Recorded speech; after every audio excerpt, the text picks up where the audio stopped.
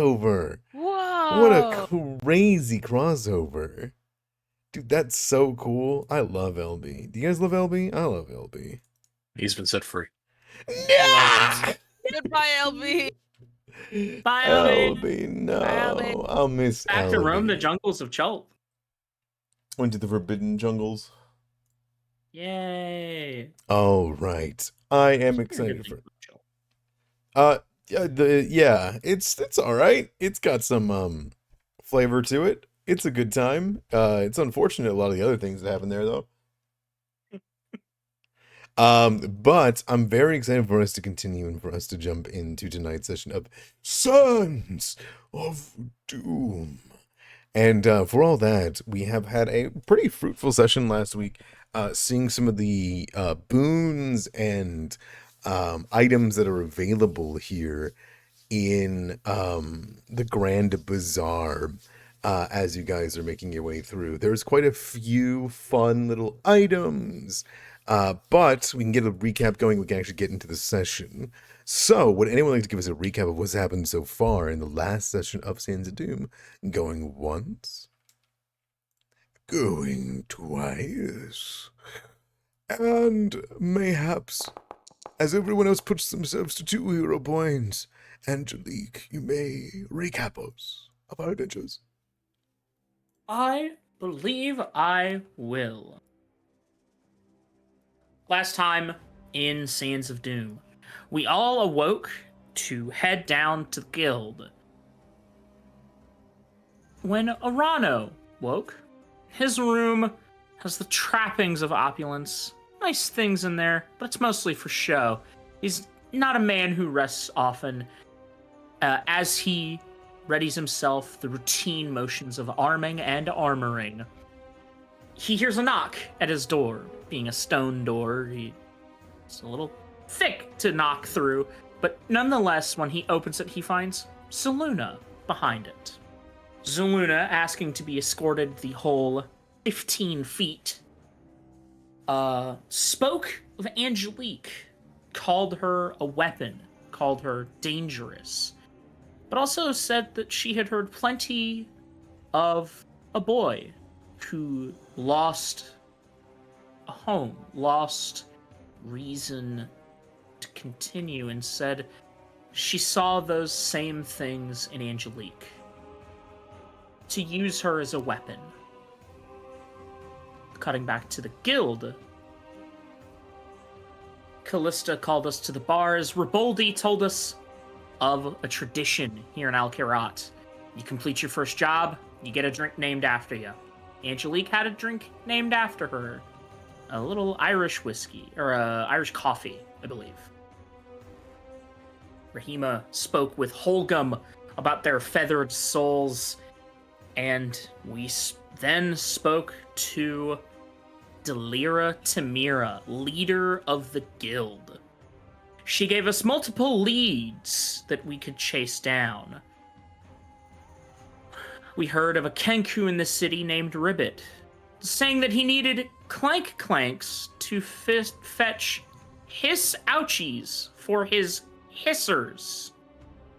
That we should come to his pet shop.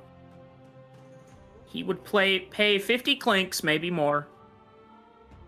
We're not quite sure. We were unable to find him later on as the day progressed. The second lead that we heard of, the orcs of Ogrila, not coming this way very often, but found near Dustwind Buttes by a man named Gerter, who says that he was attacked by them, and then the orcs were attacked by something else, the undead and beastfolk.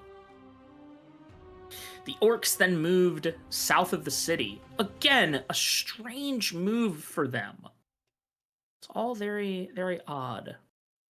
The final lead, that of the rogue imp, Grigori.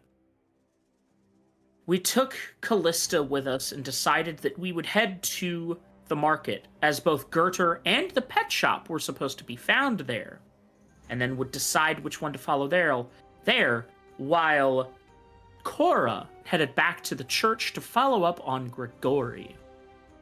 We spoke of our dreams, realized that everyone had the same dream of the voice asking us if we believed we had a goal in life, and that we all shared the same voice asking us if we believed in fate.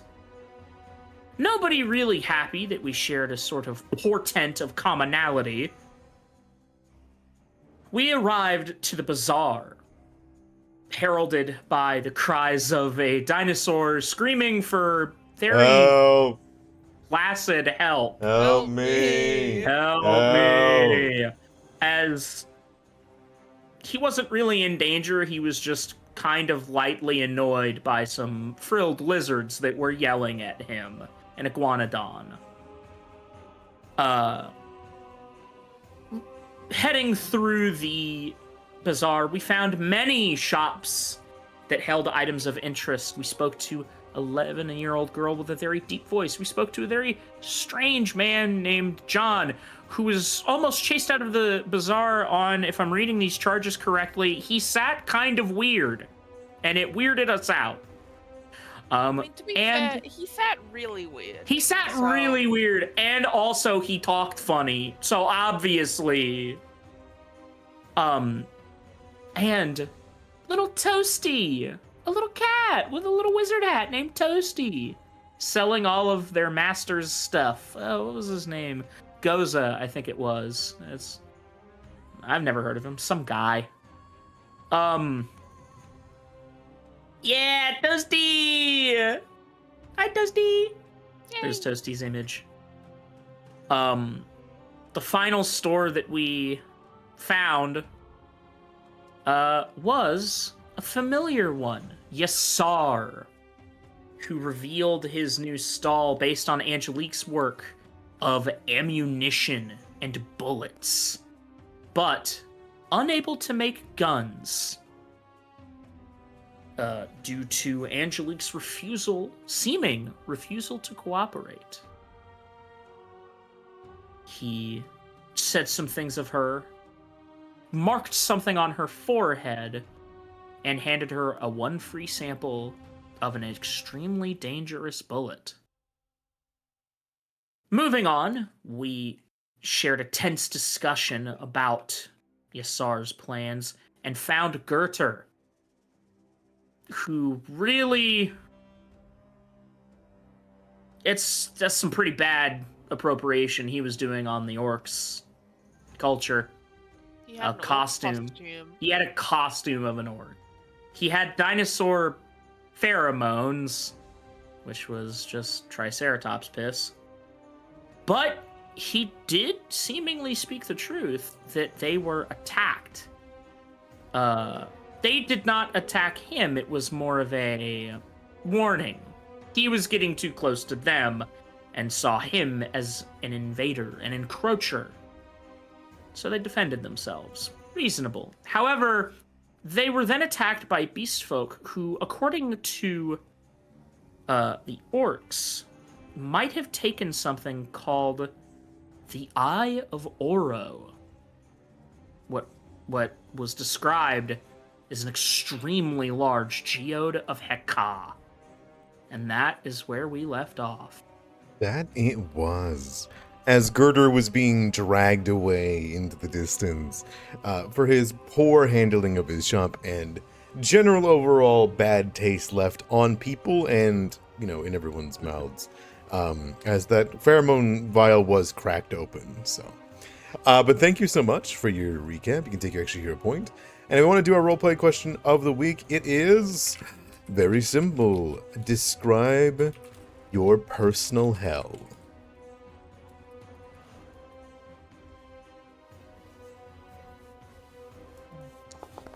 Going once. Going twice. And so to Rahima.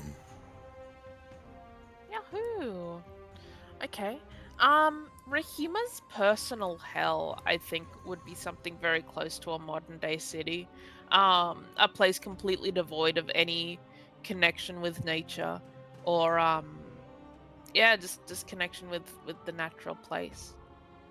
Okay, so somewhere that's completely annihilated. Do you consider the wasteland a natural place? I think she It doesn't consider what is happening with it to be natural, but like deserts are natural. That's fair, but it has very little like foliage or flora or fauna. Yeah. But I mean, it is a desert per se, even if it is trying to grab you and pull you under, even with every step. Yeah, there's still stuff that lives there, even if it's very, very few things. Mm-hmm. There's still life. Got you. Okay. That sounds good. Do you have anyone else that you'd like to ask the same question of? I'll ask Cora since she rolled. Cora. Paperwork. Lucy's a stronger person than you. Yeah. What would everyone do in a world of which any amount of paperwork was not handled by every single God, I'm so sorry, I'm blanking on the term. Attorneys, Margot, yeah, you know, all the other ones. I won't get into the whole fucking 9 yards of them, but truly they make the actual church go round. Wouldn't you agree? Absolutely. Well, thank you so much for your answers, and shall we jump into it? Yes. Yeah. Very, very well.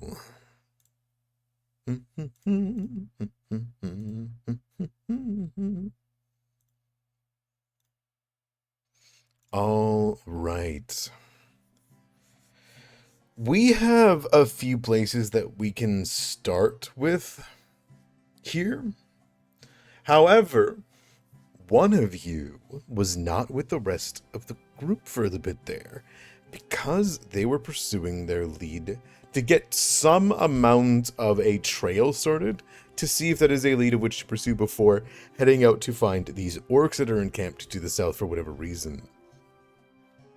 Trusting in the rest of these newfound allies, Cora, you had dived and dipped between the silks and the sweet smells of the bazaar, and instead found your way deep into some of the stranger alleys of which you don't really go and visit all too often.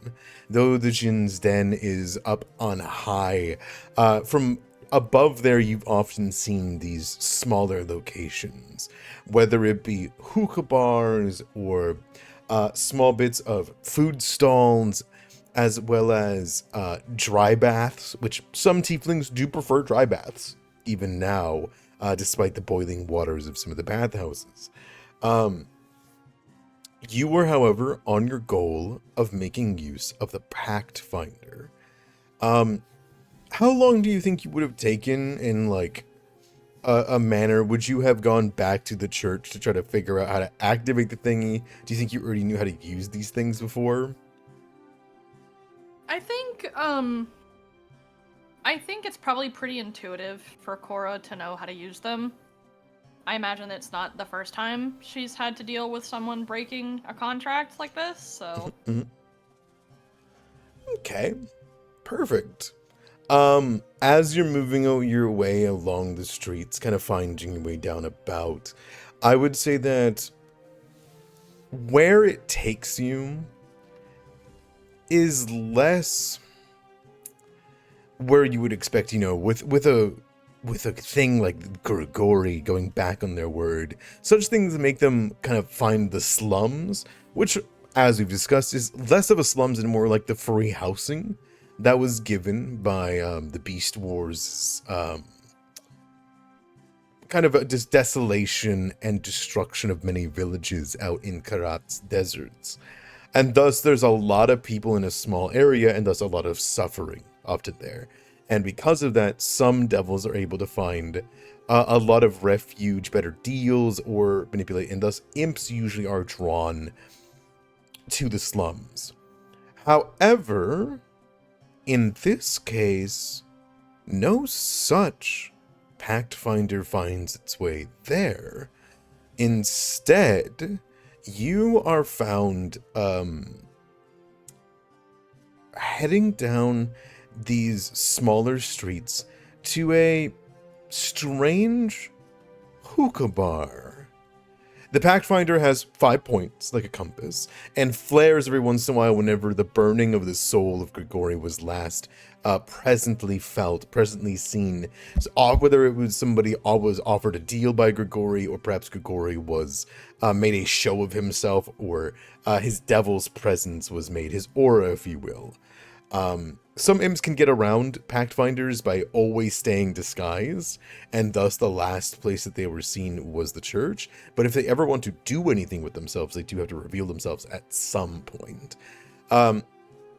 You find a small child who talks about their time playing with a rat. You hear, as you move by, some guards that are haven't seen anything of the sort of weird things happening with an imp, until eventually you do find yourself bound by the Pathfinder to a small, shaded bar. This hookah bar is always covered in darkness, not because of its placement at any given time in darkness or some magical enchantment, but instead because on one side of it you have the upreaching plateau that goes up to the Grand Bazaar and some other noble estates. And then on the other side of it, there is one of the hills from a small villa and a carved-in water canal. And thus it kind of has this protection from the sun. And the only time that the Nomad's Rest is brightened on its sandstone by it is the highest of noons. And thus, it is a secluded, almost cold spot for the bars here, and thus invites all kinds of folks, whether people looking for a refuge or people looking for privacy. The Nomad's Rest is known for it. Do you think before meeting back up with the people that you are contracted with and working with, would you have entered the Nomad's Rest or just gotten the information of this place?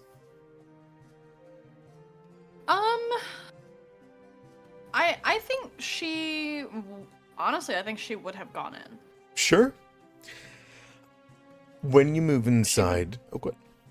Sorry. I was just gonna say, I think she would have tried to get as much information on her own as she can. She's kind of used to working alone anyway, so... Yeah, before bringing in the whole crew, right? Sure. In that case, you would have made your way inside, and,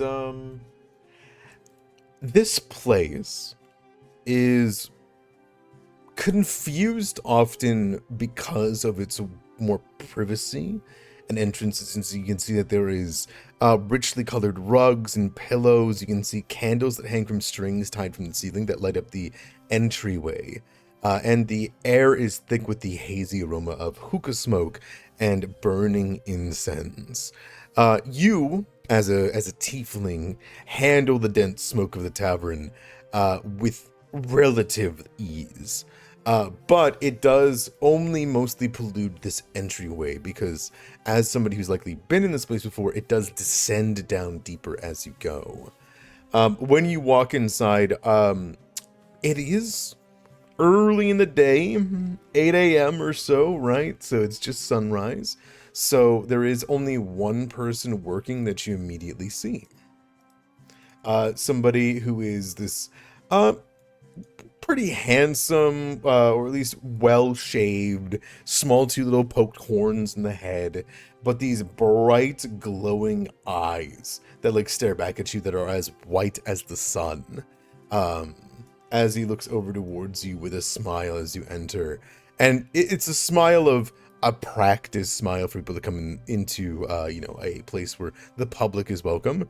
But the eyes waver and the smile wavers a little bit as soon as he sees the gear, the everything. Yeah. Oh shit, the cops.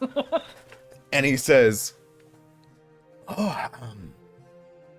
welcome. No shoes beyond this point. Leave them. There's a rack. But if they're leather, it's smarter to keep them with you. And then he kind of like stops, and you can see the small parchment that he's reading from is like a rules thing. And before he kind of like rolls it up to like hide it from you, you do catch a glimpse, which is it's smarter to keep them with you. We won't take the blame if they're stolen, mess up the rugs, and you pay for the cleaning. Gotcha.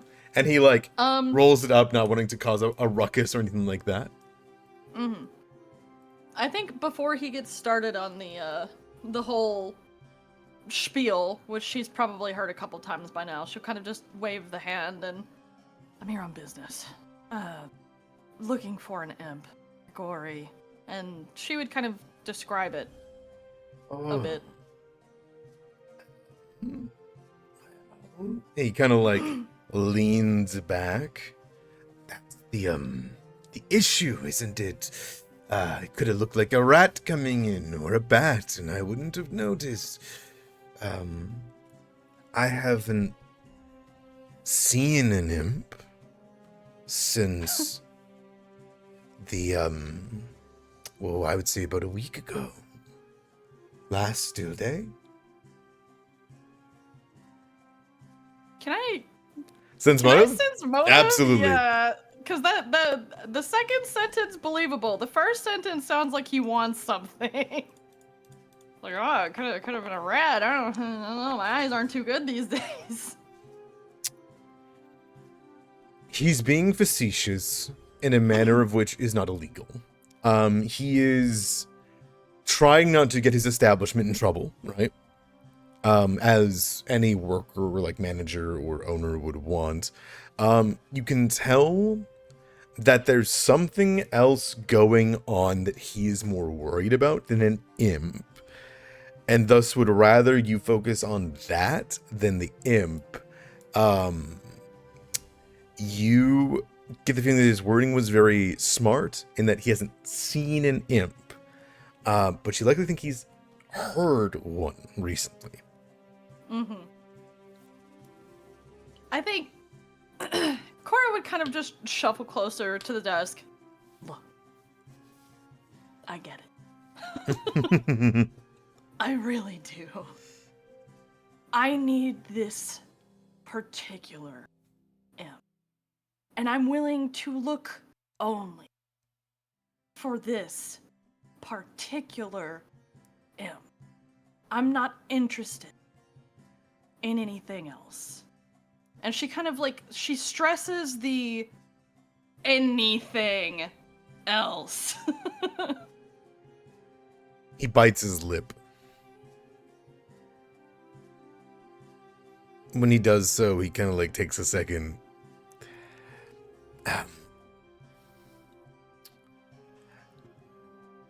It's... You know what, go ahead and give me an intimidation check. Go ahead and give me a, either a request, a coerce, I would even allow, the like, whatever you want to lean into in this moment on this guy. I don't know if I want to do like intimidation or something like that. I'm not trying to be bad cop right now. I'm just trying to be like, look, dude, like I get what me being here looks like. I just want to find this one guy and get the fuck out of here. Got you. So probably a request. Sure, by all means. You can target him if you want to. Oh yeah, I should probably do that. Sorry for others that can't see the scene. I apologize. I'm sorry. I gotta put a I'm little... looking at it. It's blurry. I'm looking through a dream. I'm gonna re-roll that. Please. Okay, that's better. He like takes a second, and you can tell that the problem he's having is kind of like he says, he kind of puts up his hands and he's like, look, I can't help you. I can't, and it's not that I don't want to. I'm blessed be of the great liar. It's just the imp has not been seen in a few days, and well, I believe your issue and my issue could be related in some way. I believe he was talking around the wrong person. He gives you kind of like a look. Talking around the wrong person. Would I be able to intuit what he means by that? Like the bad actors. Like someone heard someone yapping. Ah. Mm-hmm. She nods. I have allowed him to enjoy the intricacies of my unique tavern because he was entertaining, seen as a blessing to some, and overall was not poor of company for others. However, due to recent guests, we'll call them, my establishment has seen less business. I think you should return. Kind of like takes a moment, looks out. Either in an hour or at sundown, as such figures do bring themselves to my establishment at this time. And were you to look around, you might find something that you're looking for, but I assure you I do not believe you will find the imp here. Very well. Then I'll be back in an hour. He will bow and nod and allow you, you take your moment and you head out. Yeah. All right. And I assume, with this information in hand, you go to the Grand Bazaar to go find where your allies to also be pursuing their leads. Callista looking towards Ribbit's shop, and your allies looking towards these strange orc sightings. Yeah. Sounds Yes, I good. would. Perfect. All right.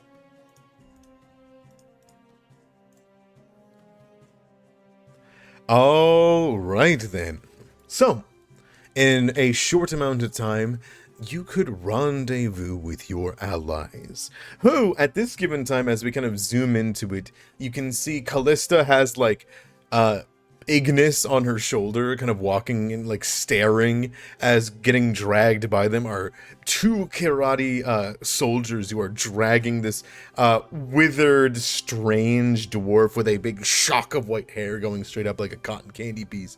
The big handlebarred white mustache. You can see the jangling bones that have feathers literally glued to them as a costume, as he's throwing around his hands, threatening and almost daring that he might drop in his fingers one of the pheromones of dinosaurs that he has. And Cora, you walk in on the scene with him being dragged away, and a group of your allies all staring as Ignis and Callista are the closest to you, and then down the bazaar's way you can see past all of the beauty of it, the dead end of the T section. So if I show you, if I described how the kind of place works, is that there is kind of multiple avenues to walk down where all of the merchants live. There's a loop here and there for small stalls, people that walk around in the streets to offer their gear that don't have stalls. That's still legal.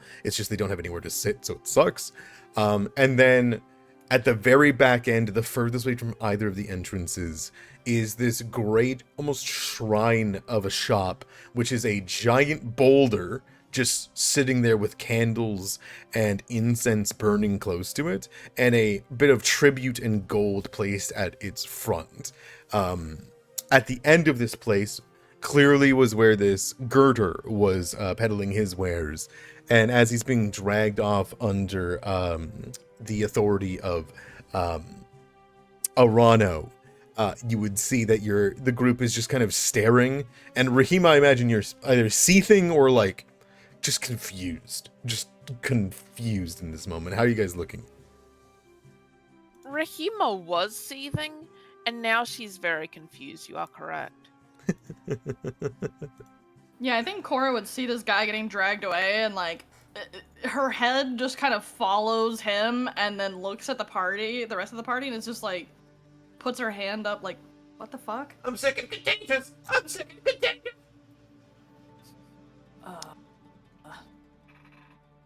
That man, she looks back at the skulls with feathers glued onto them, and the like orc, the quote unquote orc accoutrements that he has. He was well, first off, we believe that he may have. I don't think he attacked some orcs outside of Kirat, but he had an altercation with some due to the fact that well, they were trying to tell him that if you come closer, we will fight with you, and then he kept on coming closer, so they did, defend themselves. And he, after this little interaction with them, I guess he hit his head very hard, and he had dinosaur piss, and he said that he has dinosaur skulls, except these are just lizard skulls with feathers glued onto them, and he had an orc costume, and oh, I have a headache. Oh, Sounds like He the was- whole package. he was a very annoying little man, and he's very lucky that it was me who came across him, because any self-respecting orc seeing anyone trying to peddle dinosaur dead parts,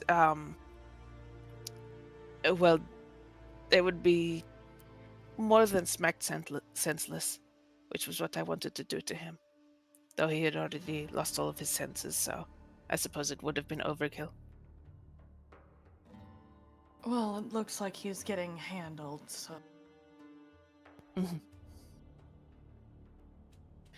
But either way, he did have interesting information, even if he is very biased in how he delivered it. He, oh,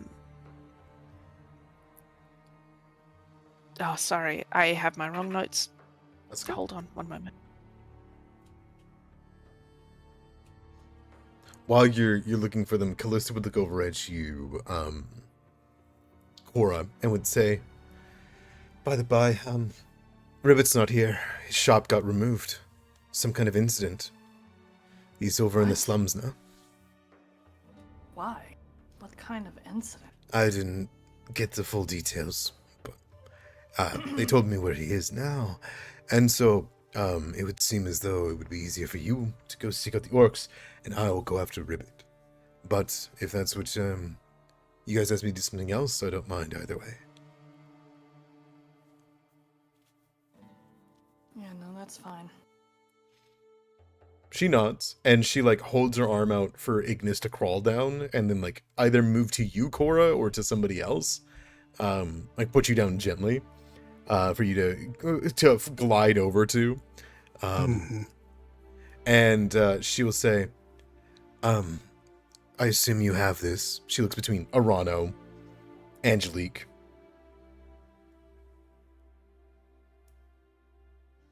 I mean, Yeah. We have a Yeah. few more things to take care of, but we'll be on the path of these orcs now. She gives a nod. We'll make it back up in the guild when it's all said and done, or I'll find you. Hey, good luck. Break someone's neck. Or a leg. And she walks away. yeah. Well, the orcs, they had found something called the Eye of Oro, which sounded like a very big chunk of Hekar. And before that little man left, or was repelled, I suppose, they were attacked by the undead. I would really like to investigate what happened to them. Then it sounds like we have our heading. Thank you. Now, the travel out of the city, what you imagine will take at least a few hours. But whatever you will wish to do. Well, I got a date in an hour, so. At this point, it's probably like 30 minutes, 15 minutes. As you headed to the bar. So then wait, I'm confused. Are we we're not leaving on the expedition again today? No, but the orcs encampment is south of the city in the desert. Okay, yeah, no, I'm just okay. Yeah, we're doing your I didn't thing. catch up on what happened last time outside okay. of the recap, so I wasn't sure if I had time to go back at sundown, but if that's the case, then yeah, we can do that. So the morning time one that was said, like, oh, whoever this bar person said that they come in the morning and they come at sundown. Either one would work. It's a question on which one you want to do first. If you went to the orc encampment, you imagined it would be at least a couple hours to do. So it'd probably be the sundown whenever you would go back to the bar. Yeah, that's fine. I just thought we were going. Never mind, doesn't matter. Let's do it. I just want to make Okay. whichever way you guys want to go first. Then unless you guys have something that we need to like take care of, like any supplies we need. I think going to the orcs straight away would be best. Mm-hmm. Okay. I've got nothing I believe I need. Help, psychological help. Yeah. Yeah, time's passed for that, unfortunately. Okay. With nothing more than some shoppers that are avoiding this area because it does smell like Triceratops piss in this particular spot, and a big ol' rock just watching over you guys in the corner. I assume you guys are gonna just head out? Yes, sirree. Yeah, don't have any spare funds right now. Absolutely. Sounds good. Alright, gathering you guys' things together. I assume it'd be easy for you guys to move down the Ruby Gate, which Arc typically only opens about 3 times per day, but opens to exceptions, including Arbiter and the like necessary moments. Which I imagine you guys are willing to throw that around. Oh yeah. Yeah. If Cora's not, I am. Yeah, I mean, I imagine Cora's at the point in her career where, like, if it's official business, she probably doesn't really have to ask. It just kind of happens. Absolutely. In that case, as you guys move together out of the bazaar, you hear the biting pens. Help! Help me! It just keeps going as you hear an iguanodon yowling in the distance. Is there anything you guys want to grab as you head down the way? You see the great spires of the palace. Hear people wave towards you as you go by, and begin to head down to the gates. I just want to see if there's anything else you guys want to collect before you guys leave to go into the desert. Though you know you're not going to the wasteland, you are going to the desert. I want a pet Toasty! Okay. Before you leave the Grand Bazaar, then as you go by, you can see the plethora of no less than 24 of cats in this one section that befalls them. As you can see, there are tieflings that are kneeled down, scratching at their chins and whatnot. Weirdly and ironically, the black cats are the ones that go first. They are seen as a blessing and a sign of Asmodeus. So they are the ones that usually get adopted first. But as you guys make your way up towards them, Cora, you want to have a small stop as you see the big-headed Toasty, who only recently started wearing the hat of their familiar master, though have since lost them, and is now peddling gear, looks up and says, if it isn't my favorite arbiter. Toasty! And with a little like purr and a pat and a scratch on the chin, she says, as you kind of like begin to peel back and make your way to continue your work, she says, I hope everything was up to code. All good as always, Toasty. And Toasty gives a slow blink, and you guys can make your way out. I couldn't cite that cat if I tried.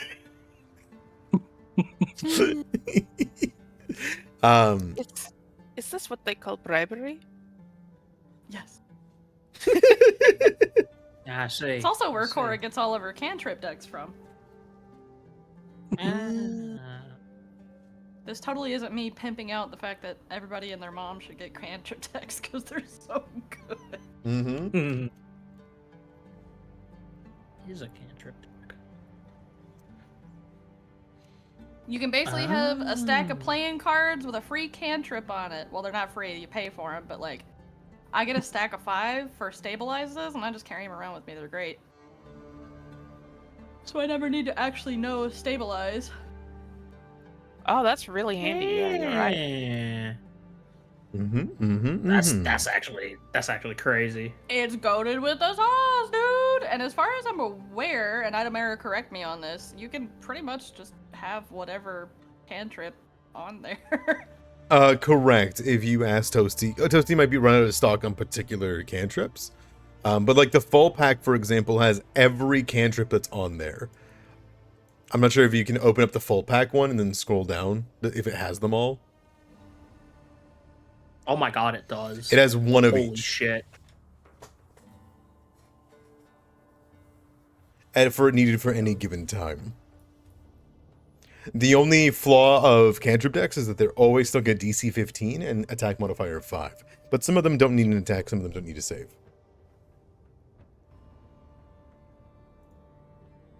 Mm-hmm. That is useful. You In won't. fact, I might. while I am here, I have 25 gold. I'm gonna buy a full pack of cantrip deck from Toasty. There you go. Toasty will smile. Thank you for your business. I'll sell you for 17 gold and 5 silver if you adopt Prissy. And she holds up a white, long-haired cat that would be horrible to have to take care of in the desert. Cora kind of like scratches the back of her head. I don't think KL would appreciate the hair. Unfortunately, he already has to deal with mine. That's okay, I understand.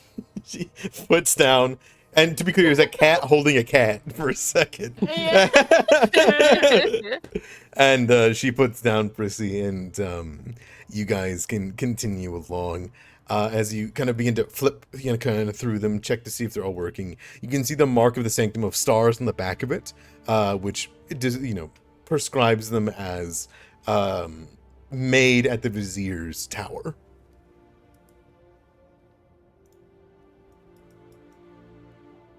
And before long, you make your way to the Ruby Gate. You see a couple of guards outside, and some of them look over. And one of them is different. The other one you recognize. With you guys approaching, you see the one with kind of the longer, curly hair that runs down the back of them, and horns that are so, like, warped and strange at the helmet. Clearly it was custom made by them as it twists up and around the side.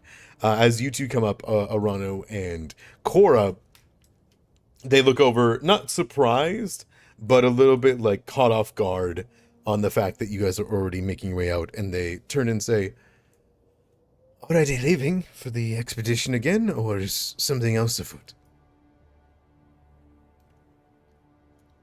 Business. They give a nod. "Sultana?" Something else afoot. Yeah. They will kind of nod and say,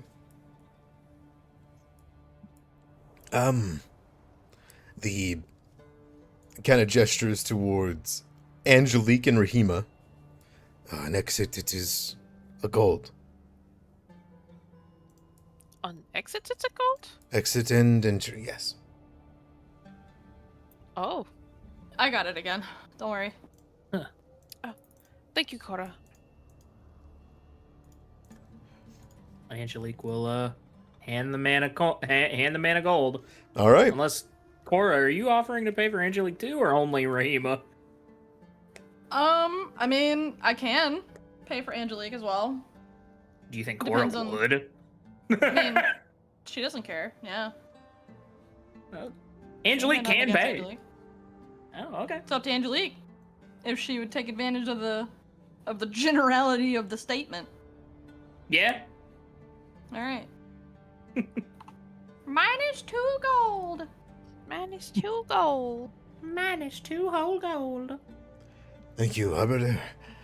All right, open the gates. You see they wave a hand, and you would see that there's a small, as many different machines are in working behind the sandstone walls before the slowly opens, just a crack to let only a few people through. On the other side, you can see some of the tents, some people like merchants waiting outside, and some of the people from the caravan that you guys came in from are all still outside, the humans and mercenaries and whatnot that weren't allowed into the city after the attack. On your caravan, and before long, you can make your way outside and into the whipping sands without the walls instead being to smack into you from the Kirat desert. You have no guide, but you have a Rahima Sunseeker, which helps in this case. I assume you are heading... All you got was that they are south of the city.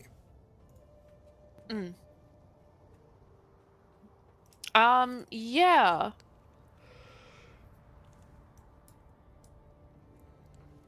Where are the Dustwind Buttes? Or is it just like, are we by the Dustwind Buttes now? So, to recap, so I don't got you or anything. This is the Dustwind Buttes, this entire area, right? Yeah. The attack happened here. It was clear that the encampment was them fleeing from the Dustwind Buttes as fast as possible to get to outside of the rust. Right. And it was odd that they made that choice instead of going home or the like. They just rushed downwards, which is not the typical path, you know. So they are somewhere south of the Dustwind Buttes and south of the city, outside of the wasteland. Right. How... If they wanted to get out of the rust by fleeing south, they would go, like, around here or so, no? One moment. That's okay. I assume you're looking at it too, Arano, that this area is a mix. It really depends on the day or how the weather fares on how much of that is rust, how much of it is normal sands. Yeah, and the time frame that we got was that this happened very recently, right? Incredibly recently, yes. It almost seemed like it coincided. The same attack happened at the same time as your caravan. So for this dwarf to have made it back, was he a dwarf? No. Right? The dwarf, yeah. He was a dwarf. Yep. Yeah, okay. For him to have made it back, set up shop, had all this fantastical tale to tell, and all the accoutrement to go with it, it had to have been pretty recently. So we're thinking probably within a day's time, only a couple hours time, because he would have had to have made it back, set up. Yeah. Give me a warfare recall knowledge. I'll do a warfare, because that is something I am trained in. I'm so sorry, I got called away by my mum. That's okay. What happened? Sorry, I think it should have been private or something. I don't know. No, that's fine. I'll just take the skill check. Basically, Rahima, all that is being asked by Rano is like the attack happened incredibly recently because it was basically yesterday, right? Like all this guy's stuff was slapped together here in the morning, probably very similar time that you guys were attacked. This happened. Arano's asking where would they likely go? You know, like where would they likely be if they only had such a short time? Arano, with what you would do in a smart way that you would not likely go in here, I think you put one thing together. You heard that they were attacked. You heard that they needed refuge, and they didn't go into the rust. They would have had to go to the rust if they wanted to get back to Ogrila, right? All the way over here in the way distance, past close to Kirat and keep where the expedition is. You like to put two things together. They are likely only hours from Al-Kirat, and likely they have left a pretty substantial trail in doing so. If you were to guess, they're likely within 2 hours of the city. Probably closer to here ducking into close by, you probably just missed them to an extent. They might be even right here, using the Dustwind Buttes to hide in, which is they don't have the same fight with the beast folk that you guys do, so it would be a useful place to camp. However, the second thing you'd put together is, I believe you would think the only reason that they would stop, especially with such a powerful or shining artifact with them, is someone or many of them are very injured. And that is why they were acting the way they were acting. It's difficult to travel otherwise. Correct. Someone likely important, or at least the majority of them, maybe even their carriers, are injured. And thus they need to recover.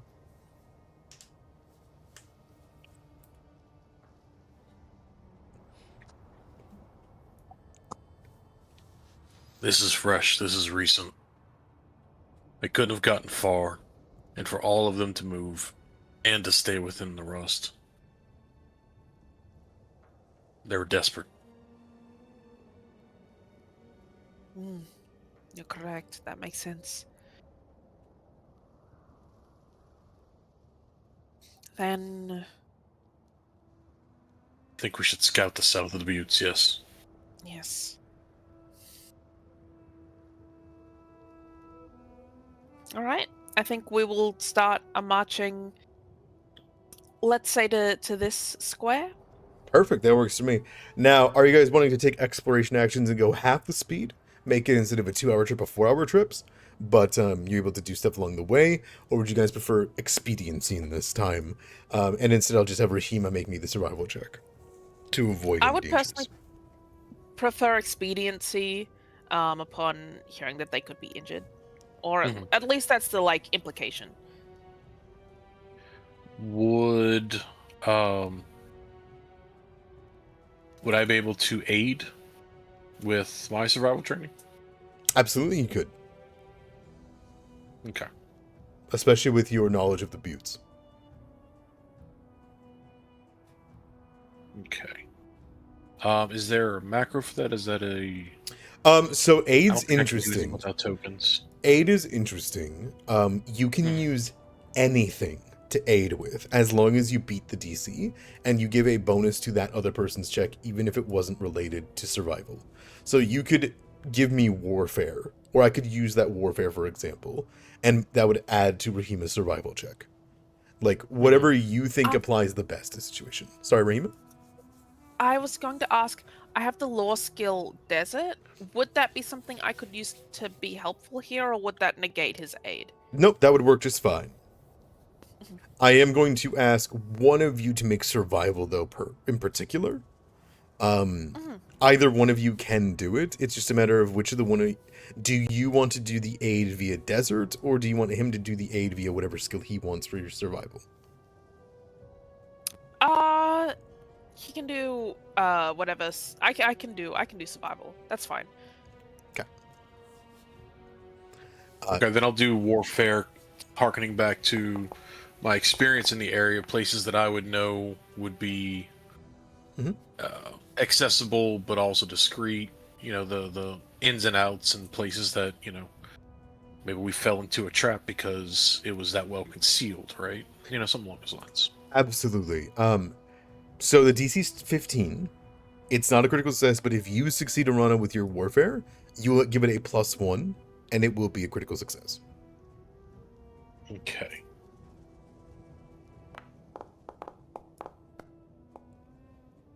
And there we are. So with a Wow. a +1 granted, the both of you can expertly navigate the desert and find your way to this orc encampment.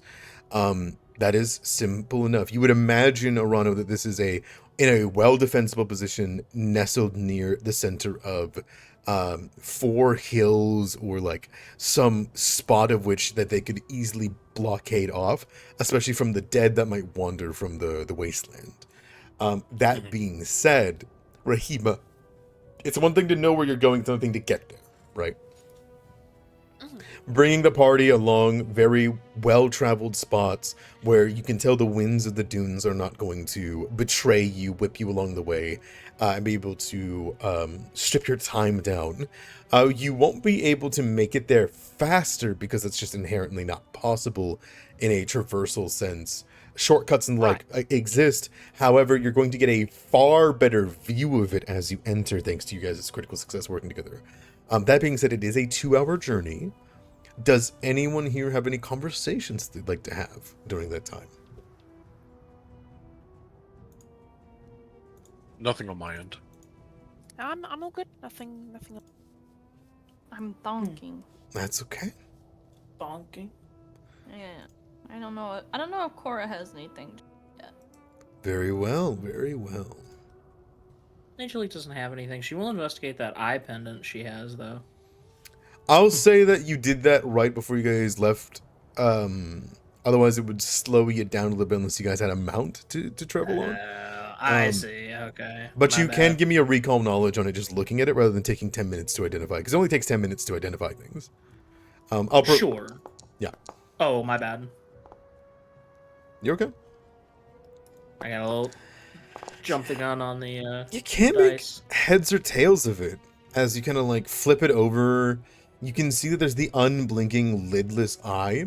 But you do catch one thing about it is that it feels like it knows you in some way. As though the longer you've spent with it, the more relaxed the pupil's been, or perhaps it's your own imagination. But one thing you can be certain of is that it is a serpent's eye. Let's see. Gotcha. Okay. It's a little weird. So I'm gonna give you guys a very healthy and like workable entry point in that case. So you got a critical success, the both of you. So I will tell you some things straight up about it. Remember, similar whenever you guys found the cultist encampment, right? I gave you guys. Oh, you found the secondary entrance, right? You guys can split your attention between two of them. I'm gonna do something similar here. Essentially using methods of which you're able to go up on high bits of dunes, as well as to surround the place without losing any time. You're able to see that this location has been built with some simple palisades to block the path leading to their camp, likely that they keep stored or like folded up on the back of something large. You can see that there is vantage points that they can spot something approaching from a distance, but the camp is very small. It only consists of 5 tents, from what you can tell from the faraway scouting that you can do. But one of the tents is about 15 feet tall, 15 feet wide, and is built into the wall of one of the Butte's canyon sides. And definitively, the entire camp has no signs of rust, no signs of the red sand. However, it is very, very obvious that there are multiple orcs on patrol. At least you can, whenever you're approaching, wait for there only to be one below and one above. My question is, would you guys want to go through a smaller side entrance or through what would be the most direct and largest of the entryways? Rahima would want to go through the main entryway. She's not trying to sneak up on this place whatsoever. Mm-hmm. Anyone else? I don't think that I'm gonna let her get too far away from. If there's something similar to where the cultists were under sway or something like that, I don't think he wants the opportunity of her being alone, especially if they're acting skittish, Okay. No, that makes sense. All right. I'm going to drop you guys onto a little map then. Yeah.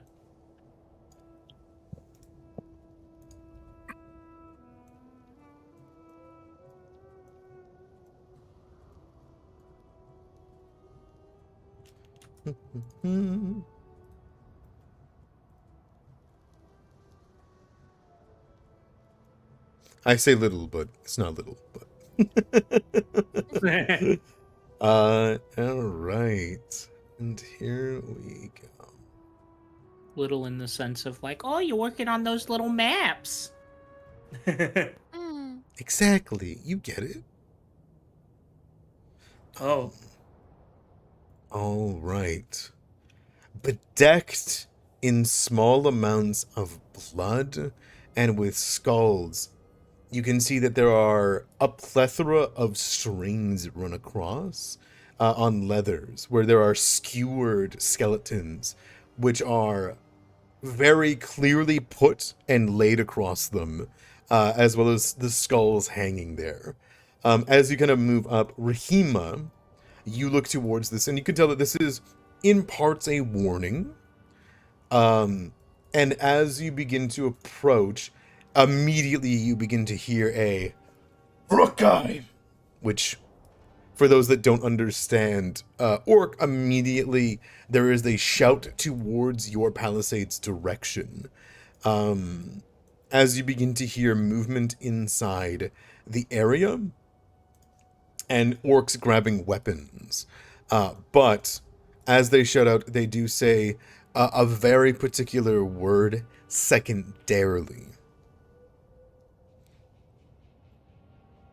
And that word would stand out to you like a sore thumb.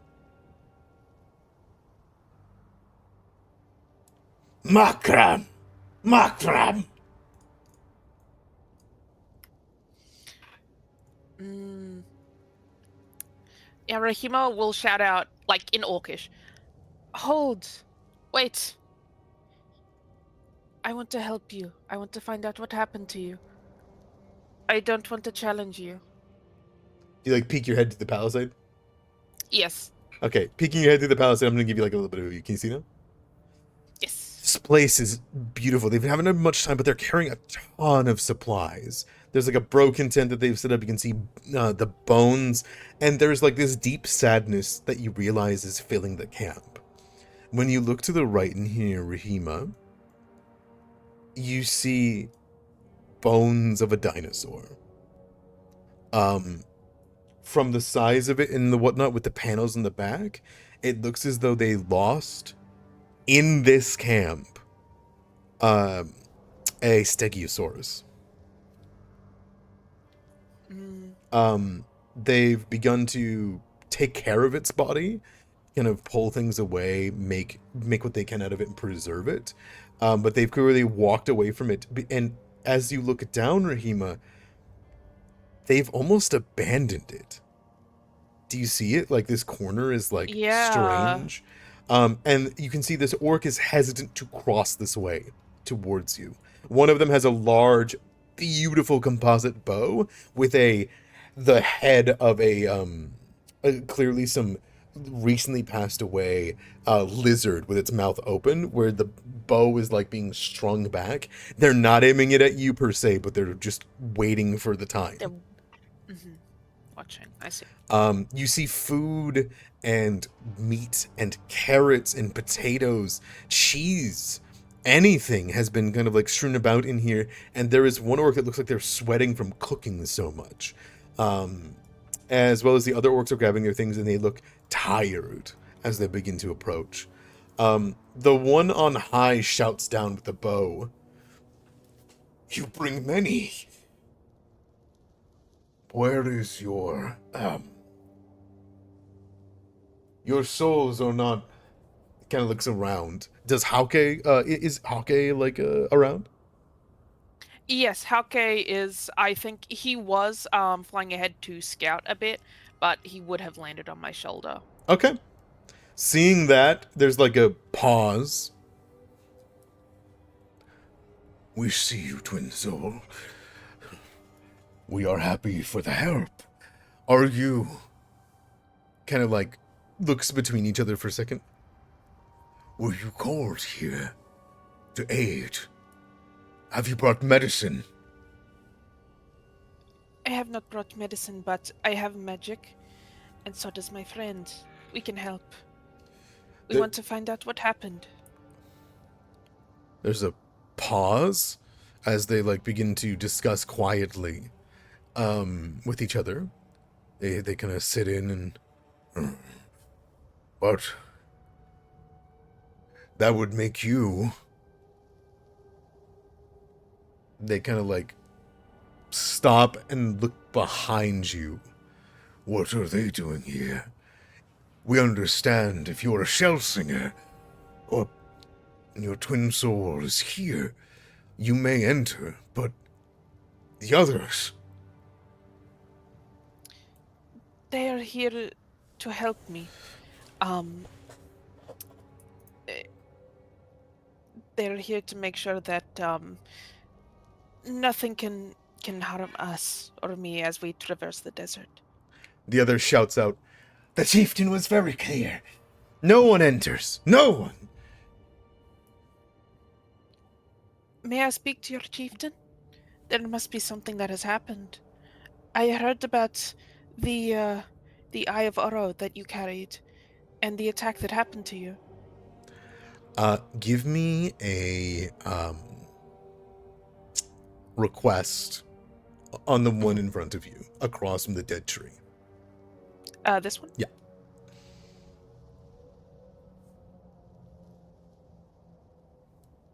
Youch. Hot 0. Let's do it. 12. They look at you, and they look at each other, and you hear one of them behind, she says, "The silent serpent has made her message clear. We are to die here. We cannot risk a shell singer and their souls. You should leave. There is nothing for you here but death." The silent serpent spoke to you? She sent you a message. She shakes her head. She did not need to. Her message is clear for us in the death.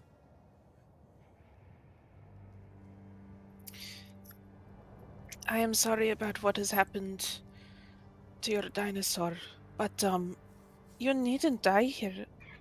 I can help you. One of them kind of begins to shuffle at you, saying that I'm sorry for your loss. And you see, give me a seek. And anyone else who can kind of see in there through the cracks, give me a seek too. Everyone poke their head out. Huh? Yeah, Man? I mean- Man? Yeah, Yeah. I wanna. Sure, you can. You can poke your heads behind. behind. You can stack your tokens. You're not in combat. Like Scooby-Doo. Yeah. Yeah, let me throw a seek. Hiya. The orc here and the orc here, the Ogrelian warriors, though they're mostly covered up with feathered, beautiful attire, you can see that the feathers are of all kind of colors and shapes.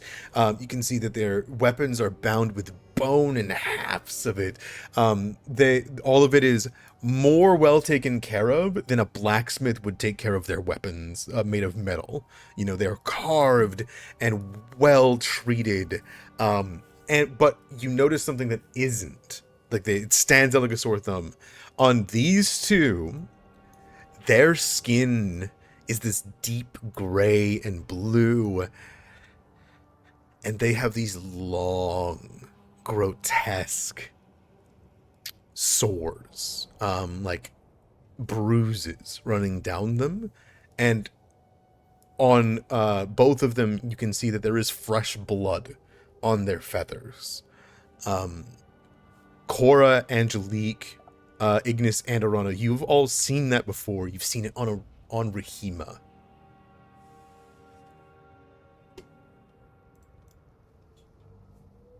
Wow.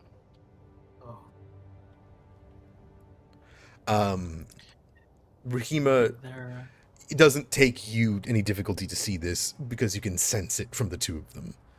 When you apologize, you can kind of feel the weight of the empty spot. But you can't tell where or how or what per se, but they are talking as though they are wounded already. Your souls, what happened to them? Did the attack? The woman over here, she turns away from the corner. That you see the big rotted bones of the Stegosaurus. The other one with the archer doesn't say a word, doesn't turn his head or anything like that. Just kind of holds it and says, "We are cursed. This place is cursed. If you bring food and you bring medicine, then perhaps we would see you. But we cannot allow this. We cannot allow more to die." Would, really quick, I'm so sorry to cut in. Would Cora be able to tell that these people need some kind of medical attention? Like, You just spoke with... They look fed. They look like they have water, right? But when you look Yes. at them, their bodies are sore, aching, and bloodied. But it's not in a manner of which they are dying. Instead, something has already died in them. I think you recognize the same thing that happened with Rahima whenever Rahima lost Hauke. yes, but I guess what I'm trying to get at is it something that Cora would feel like she could assist with in some way? Not without restoring their feathered soul. As Rahima has put it before, it is a wound that will not heal until they have their other half. Okay. Which you can see if you kind of peek in the corpse of one on the ground. And they do not seem to be acting similar to how Rahima's is, where it disappeared or something like. It seems rotted. Though I will say this, Cora, give me another recall knowledge. Because you might recognize something in this place. There's a smell in the air, Cora. One that brings you dread. You can tell in their voice that they're telling you to stay back, and you realize you haven't seen their chieftain. But there is palpable to you in a sense of religious type. Something old, something hateful, and something deadly that is clinging to this camp. It has killed the dead wood of barrels. It has killed creatures. It has killed even the tree in front of you. And things are actively dying in this camp. You don't know what it is per se, but you can tell that there is something supernaturally wrong here. Yeah. The orcs look towards you, and one of them at the top says, "Shellsinger, we cannot deny you entry. If you wish to put yourself at risk, you can, but you should not. If we were to lose you too, you are blessed. Take the opportunity and run.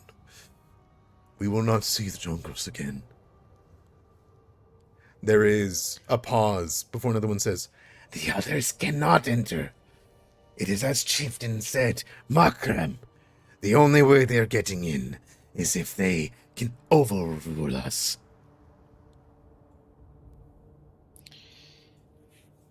I will enter because I must help my people. But please, sorry, Adamera, with Makram, is this something that it's not that I'm not familiar with it. Is there like what are the terms of it? I'm so sorry. I think it... No, it is a holy territorial mark. The chieftain likely put it down. They put it down. They're upholding it. They haven't heard otherwise from their chieftain, right? Basically, it is it is not that we want to kill you. It is not that we will kill you for entering. It is, if you wish to be able to enter our territory, you must defeat one of us. You must prove that you're worthy to be in our territory. It is more of a method that is used in the jungles of Ogrila, but it's clear that in their desperation, they're trying to uphold what they see as holy here. Right. I see. You're a chieftain Oh, pardon. Sorry. Sorry, I'm so sorry. I don't mean to like interrupt. I will say though, if you're saying this to the party, Cora would probably try to interject and describe the force that she senses here. And I don't think she would like physically stop you if this is like 100% what you're dead set on, but like it's not safe. She will express that it's not safe. Something is sucking the life out of this land here. I was going to ask if these conversations were spoken in the common tongue or the Orcish tongue. Orcish, but Rahima would be trying to translate as best she can. Okay. Yeah, I think as soon as Cora realizes something is off and something is like sapping the life out of everything in this area, she would communicate that and stress that, hey, probably not a good idea to run in right now until we can identify what the fuckery. But I can't leave them here. I think I will try to talk them out of it, but they have set the terms that any of you, if the rest of you wanted to enter, there would need to be a challenge of Makram. One of you would need to defeat one of the other orcs, not to the death, but to enter their territory, so to say. One for each? Or one at all? One at all. All right, One champion. Put me in, coach. I'm ready. It ain't the death? No. Look, if there's something sucking the life out of living things there, I'm the best one equipped to go in. This is true. All right. And Rahima will turn back to the orcs and speak back in Orcish. My friends, one of them has volunteered to perform Makram.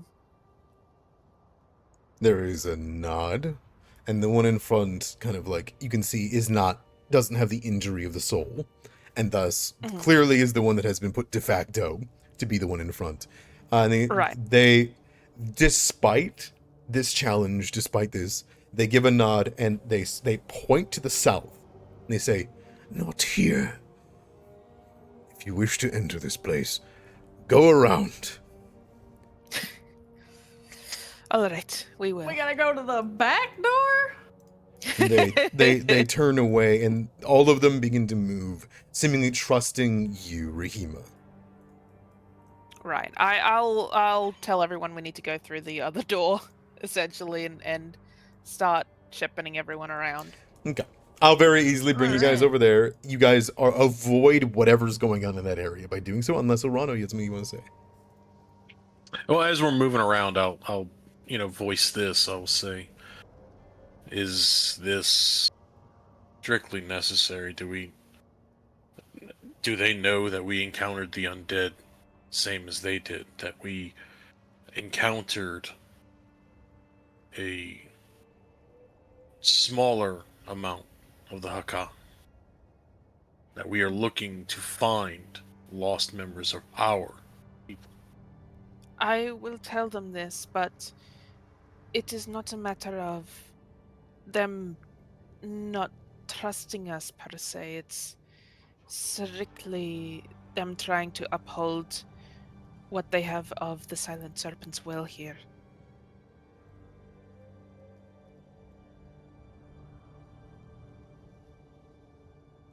We're doing this for propriety.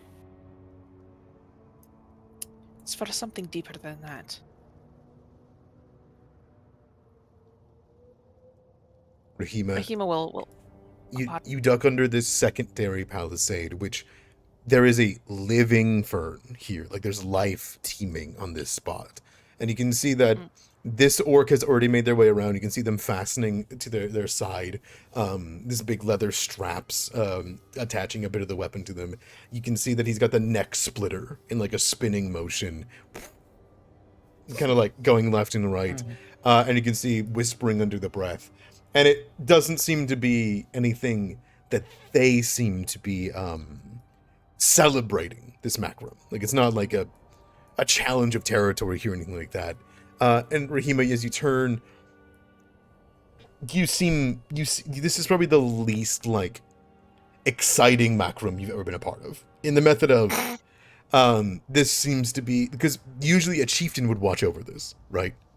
Right. Or there would be a want or desire, and especially even like great dinosaurs would be here, because one of the beauties of Makrim is even the dinosaurs recognize it.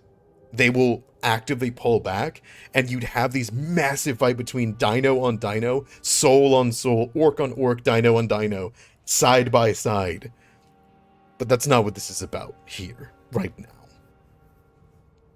And you kind of peter in, and you can see he kind of just begins to affix his weapons and get ready for it, waiting for a challenger. All right, Cora gets the hell in there. Go get him, champ. Hell yeah! Party time! Let's do it! Everyone can enter to watch. It's a trust thing.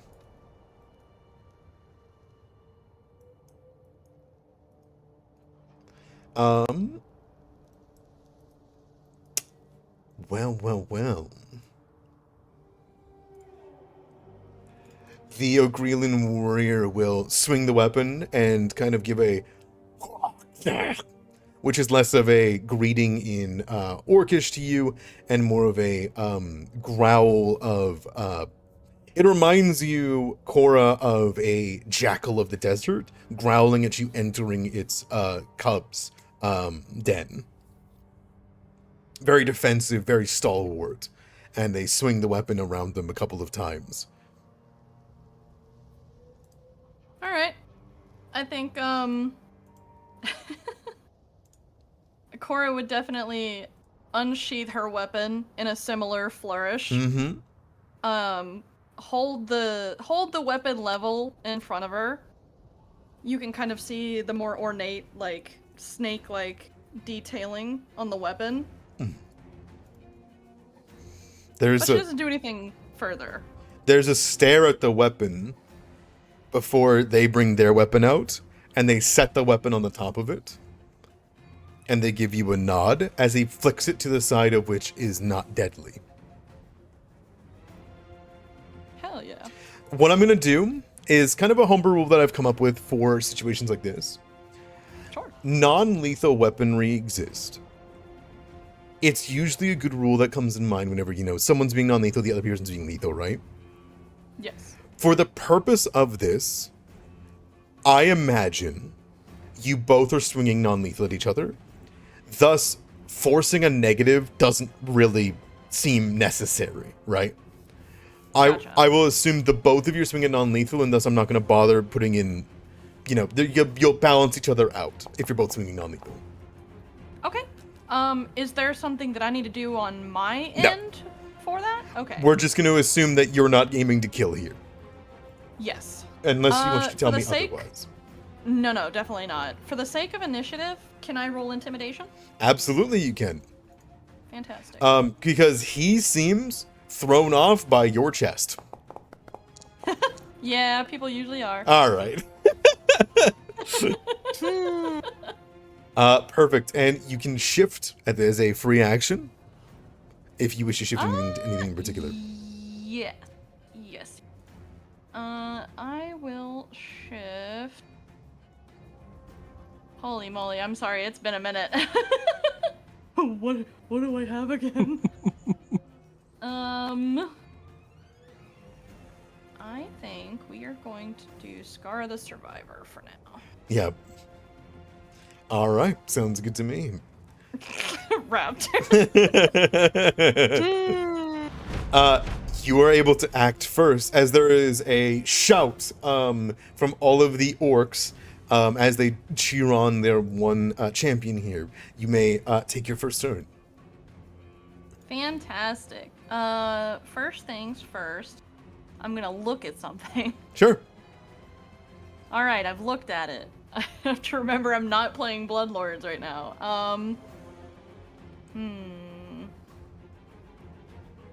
I mean, well, fuck it. We're just gonna hit him. Okay. Give him a smack. Gonna hit him. Yeah, just gonna hit him. Starting the combat, you smack into the side of him. He lets out a groan as you will hit into the side of his shoulder as he is distracted for a moment. Mm-hmm. For 9 damage, which is a brutal blow. He's not already bloodied, but he does seem already quite injured. Mm-hmm. There is a growl that kind of comes from him, and he goes, he says in Orcish. I think even with her face partially covered, you can see the smile in her eyes. All right, you can give me a second swing. No. All right. It hits the haft that he brings up, and you hear the as it hits. Your weapon is incredibly well made, and you would see, in a normal, typical like beastfolk attack or something like that, you might have weapons that are kind of cobbled together, and maybe an orc neck splitter looks like that. It is not the case. The haft is struck, and it barely chips into what you can see is this massive worked piece of some ancient tree from well and good beyond the lifetime that you know of. Hell yeah. Last action. I think even in the midst of exchanging blows, Cora would ask Rahima how to compliment the weapon in Orcish. Yeah, she'll tell you. How do you compliment a weapon? Actually, wait, hold on. Sorry, my brain's You don't have working. to like make anything up. I think you could just say like. Okay, yeah, hand she'll wave just. it. Yeah, she'll just be like, or she'll just tell you like a good compliment for the weapon in Orcish. I think she would try to repeat it, maybe stumbles over the wording a little bit, and then we're gonna try and go for a demoralize here. Mm-hmm. Boo. I have intimidating prowess. I don't know if it's Oof. gonna... Oh. Critical success. Oh, Oh, buddy. There's a beaming glow and a confidence in you. And you can see it's very clear to you, this orc is well out of their depth in this fight. That does not stop them from fighting, even in fear, for the rest of them.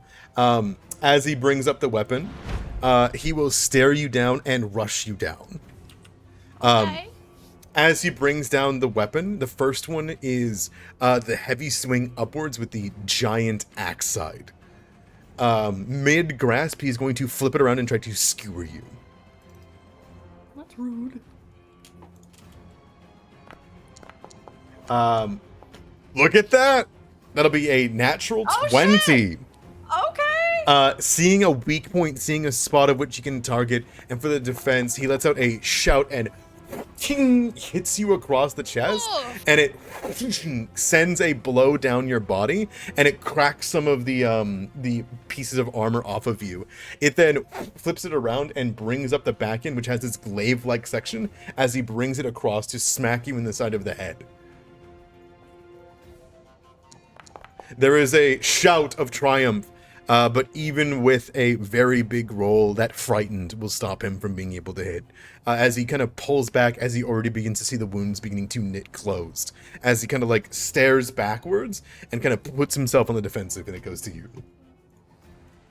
Yippee! Oops.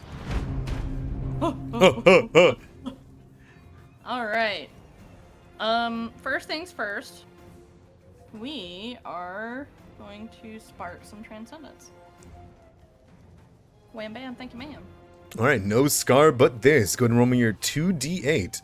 And do you want to use your radiance? Yes, I would like to. Okay, you can click that one too.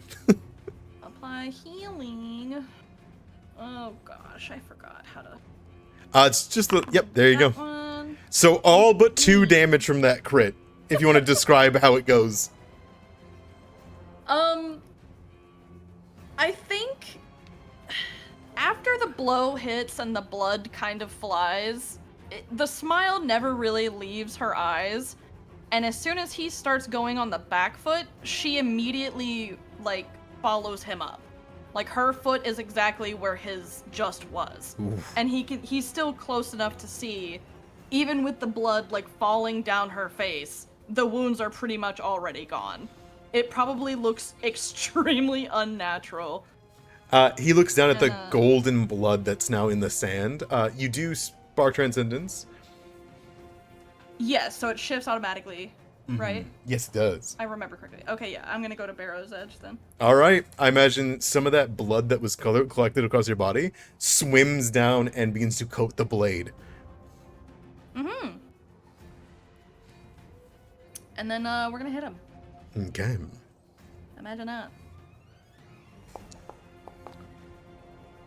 Oh! Unless I roll a natural 1. The blade begins to shimmer, and you almost cut off his head, and I imagine you just pull the strike.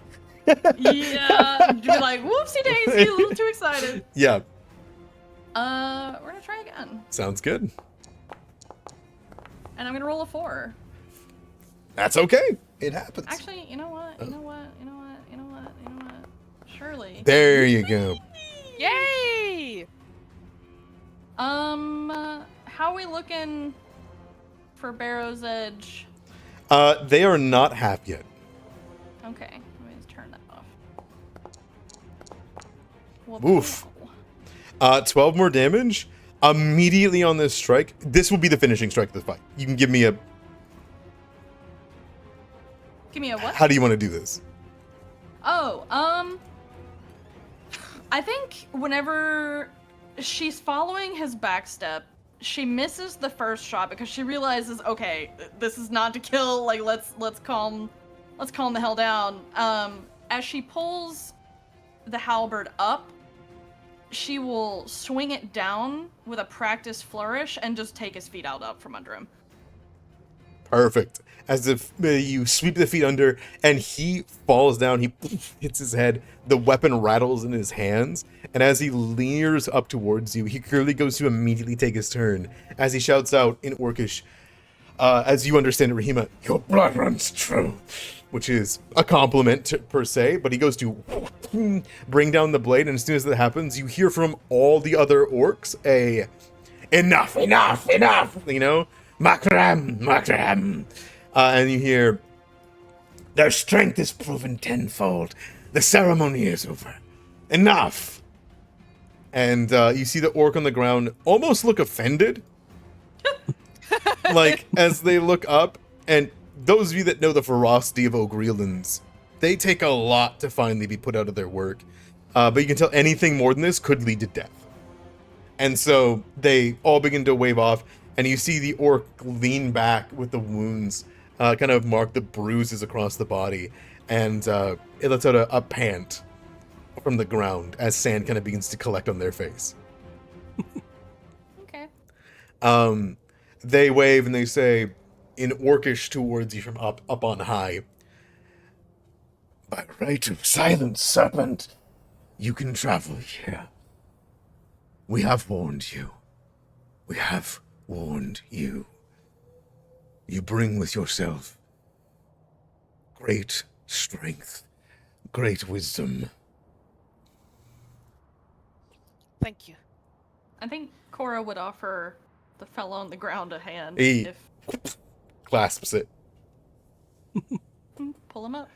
As he kind of gets pulled up, he kind of gives you a nod and says, "We're back." You don't understand, but Yeah. you understand the nod down towards your chest and your weapon, of kind of like of a little bit of reverence.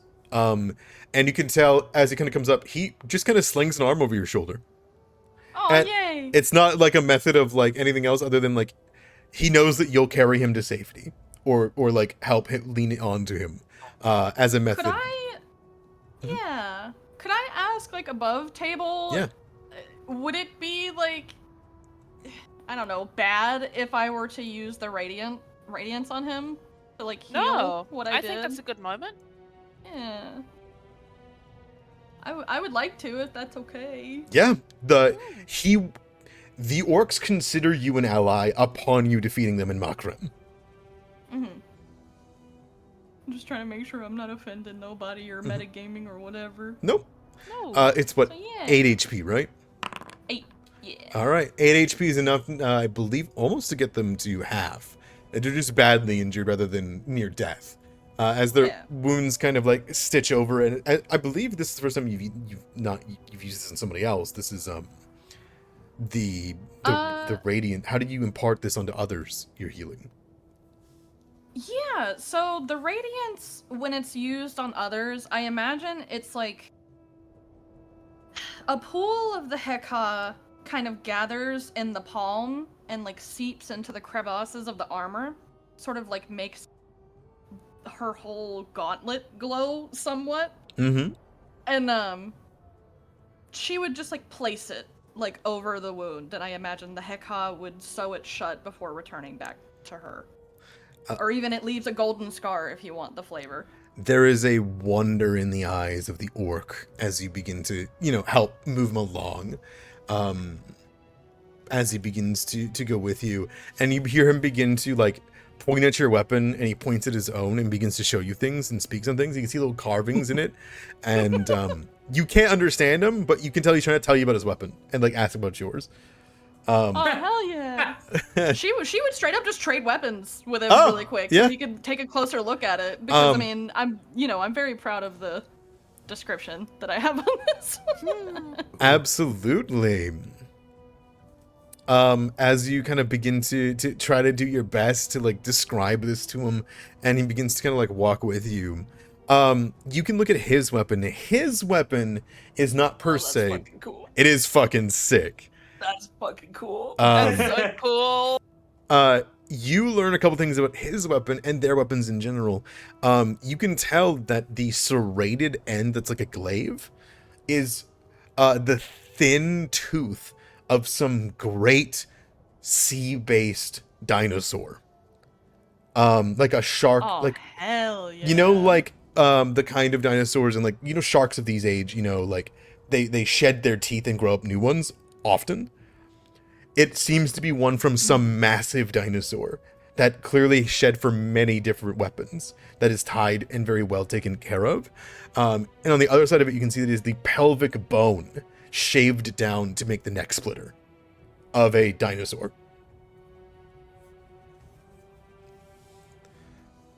Yeah, Cora is like unabashedly Yeah.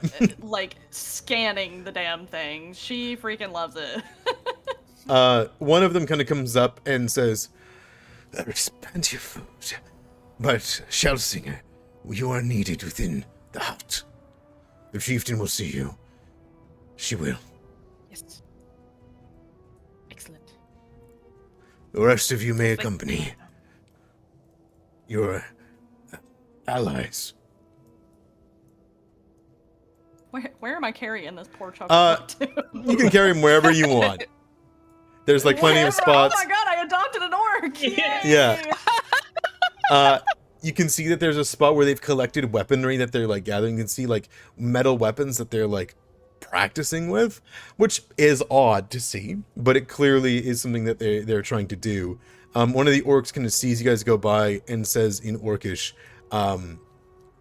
"Cultists defeated used strange weapons like yours, metal, but not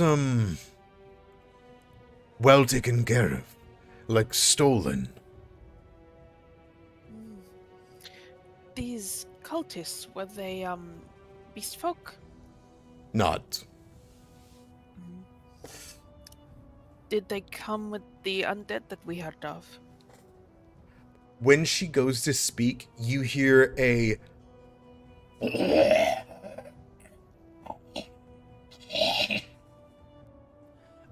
which is, as you kind of have this moment of this hearing this kind of groan, the rest of you in the camp see things begin to rumble. Feathers begin to shake, bones begin to rattle in places, and there's like all of the orcs kind of wince at hearing that. But for those of you that are listening, that is not a person. For everyone but Rahima, that was the low, thunderous groan of a dinosaur large enough to shake the ground. For you, Rahima, that was clearly a groan of pain. and Yeah, right. torture. I assume it came from the hut. Yes.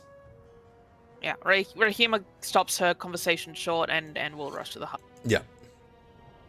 I'm gonna park my newly adopted orc at the campfire. So Yeah. Your He'll sit. best friend. He'll sit in his feather chair, kind of kneel back. How fancy! Mm-hmm. Wow. Yeah. Okay, and you're just gonna kind of peek your head in.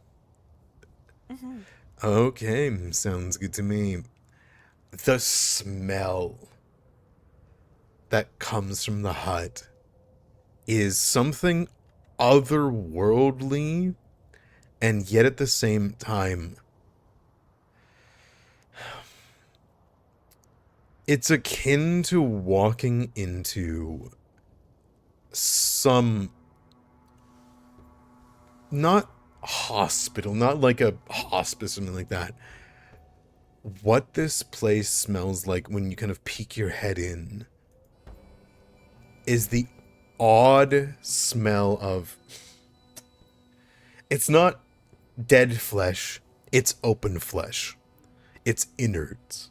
It's the smell of the inside of a body, but not the rot of decay. I assume you guys all peek your head in. All of you guys are welcome to, since the Makaram went well. You are welcome to be in here. Yeah. As each of you go by, what you see in there is darkness. Your eyes begin to reflect light as each of you go in, and you just see on the opposite side of the room, Rahima, nestled on the ground with no chair, no bed, no nothing, is the reflective eyes of an orc, akin to a dinosaur at prowl. You can see the eyes of her staring back at you. And she is surrounded on her right to her back by a immense sized triceratops.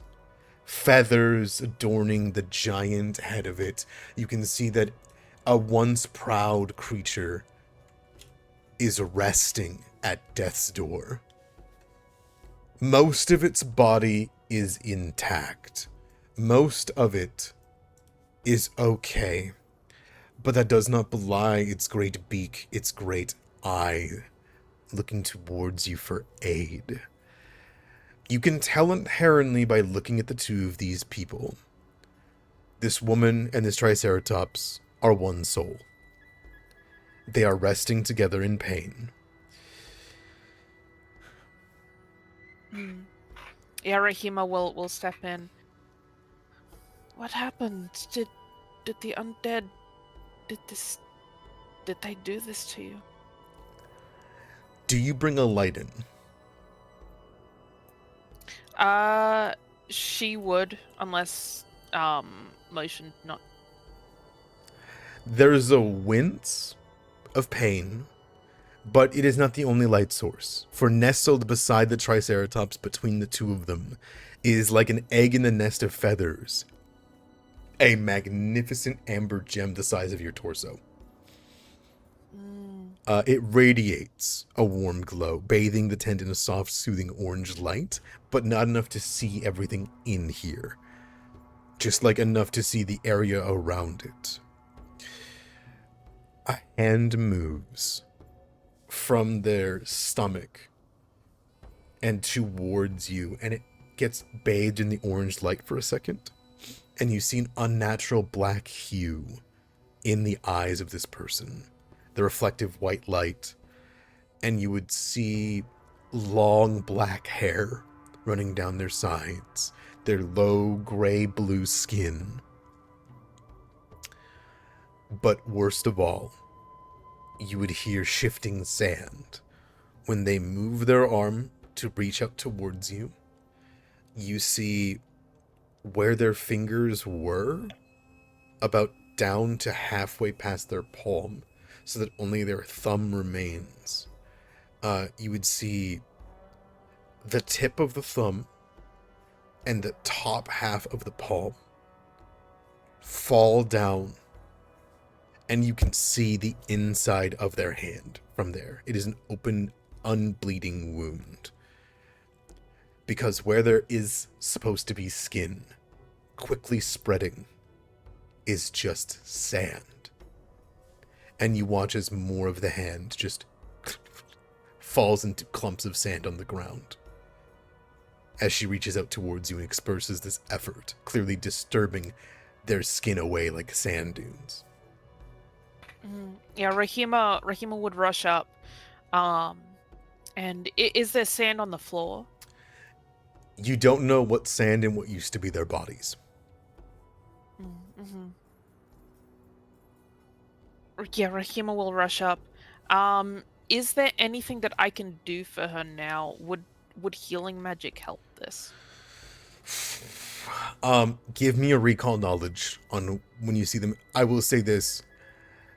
The belly of the Triceratops is entirely exposed. The bottom of their stomach is open. They are also afflicted by this curse. What are you looking for on the roll, and would you reroll if it's bad? I would reroll it if it's bad. I want to know if there is anything that I can do to help Go either ahead. of them. I do also have another thing I would like to know. Mm-hmm. I can't reroll that, so I'll just roll another one and take away Sure. a point. I would also like to know if they die to the sands, will their souls still go back to the jungle? Will the silent serpent still be able to reincarnate either of them? Or is this where they would end? Hard to say. Mhm. It is a sad, awful end. And you've never seen somebody so disconnected from nature than these two.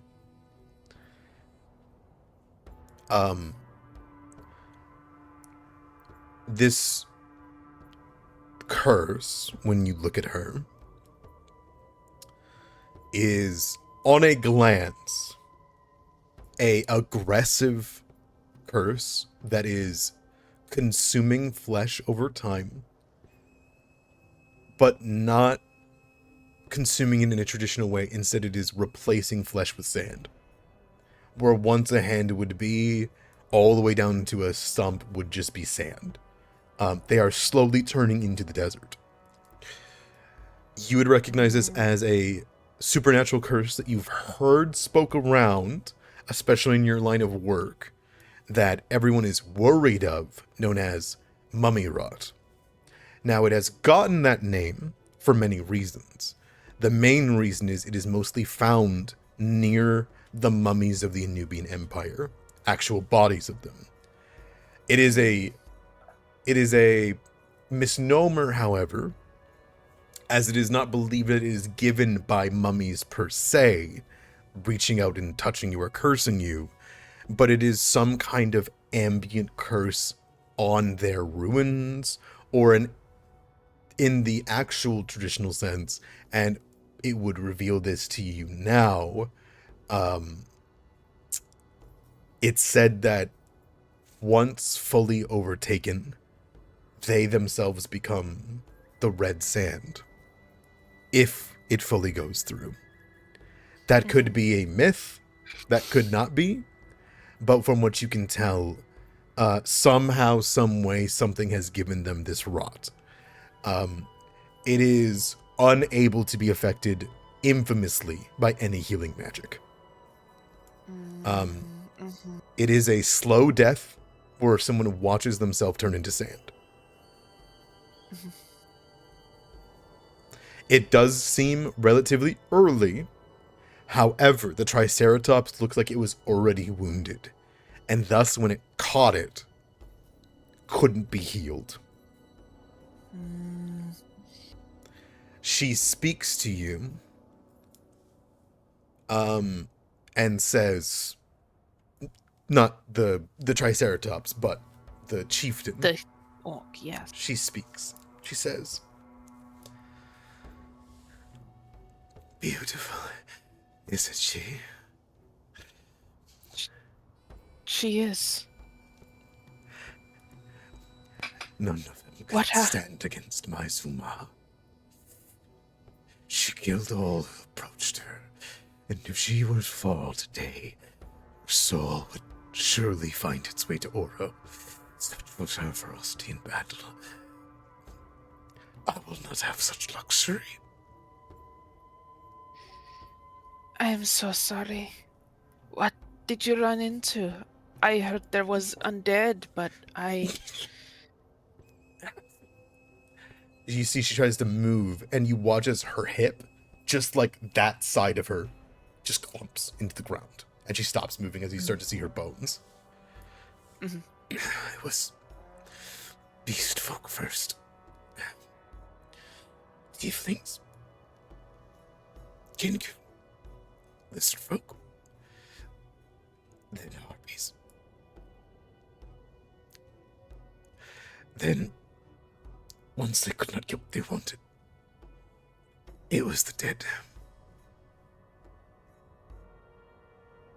I see. This Eye of Oro, what happened? Were you called here to find it? Yes. The silent serpent, she gave me a vision. She, in her way, showed me a path to Oro.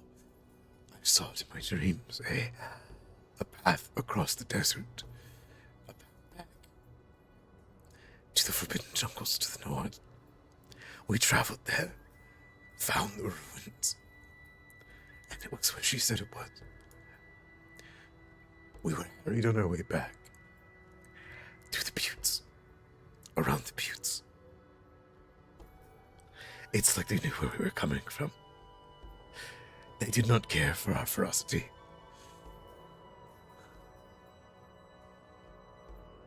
I see.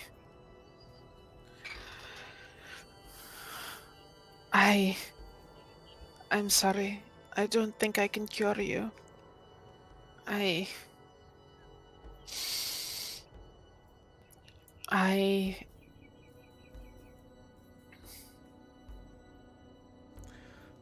It's all right. This camp is a memorial. Once I passed, they will move on.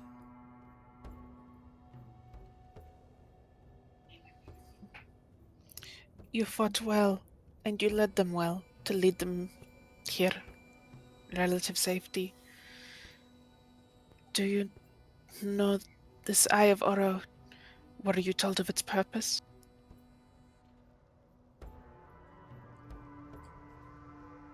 Go with Suma. On the peaks, climb with her. We could see the black flames. We could see the entrance to Oro.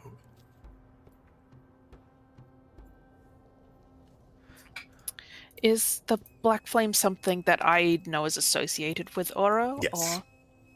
Okay, yeah, okay. I see.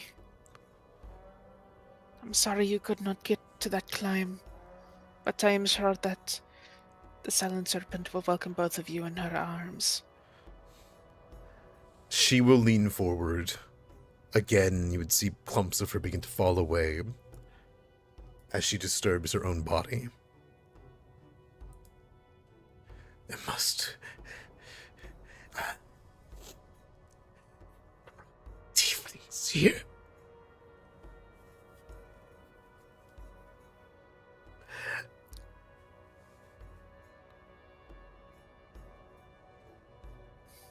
Yes? They're my friends. They're not here to hurt us.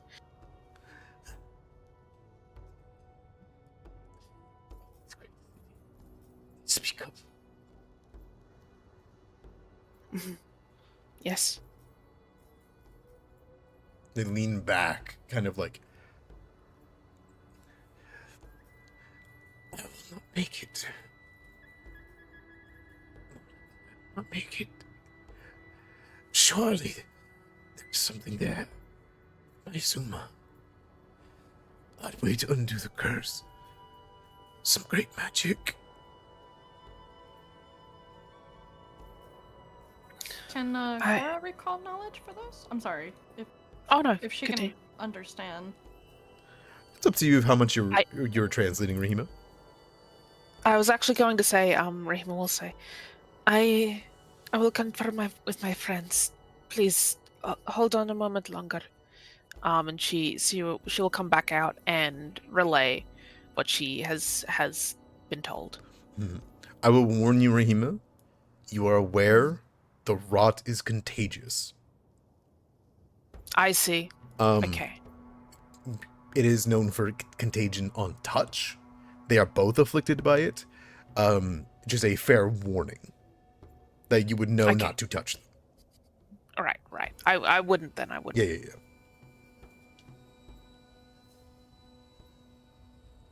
Yeah. You exit. What do you say as everyone kind of like pulls back a little bit? You see all the orcs kind of looking down. One of them is cooking clearly, and you saw in there, Rahima, there was like bowls and food and whatnot. It seems they're trying to feed them, hoping that will help them, bring life back to them, you know?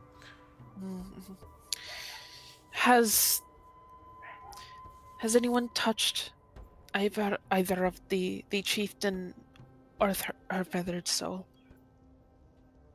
One of them nods instinctively and then just twitches and shakes, and you can see that they like look down, and you can see that they're looking towards the Stegosaurus. I see.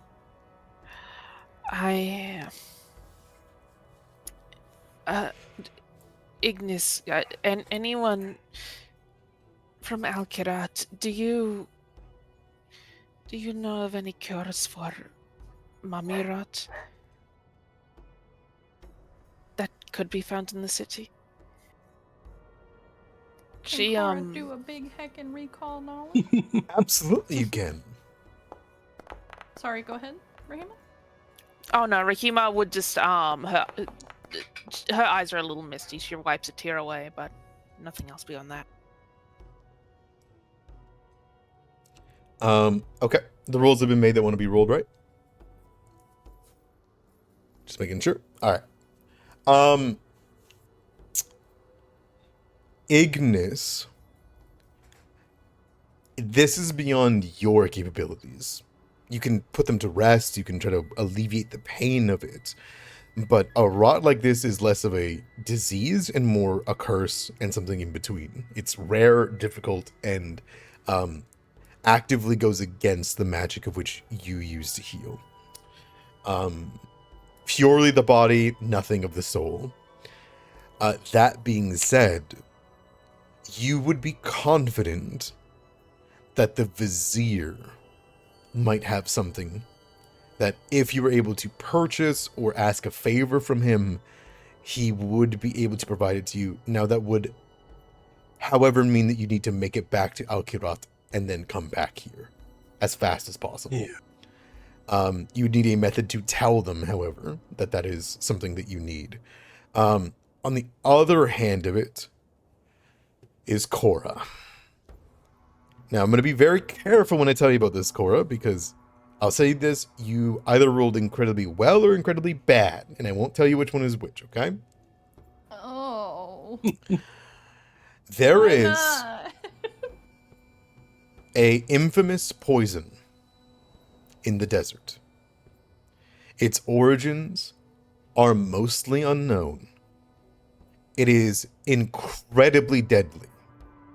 It burns through creatures' veins and organs, causing excruciating pain. It is extremely dangerous.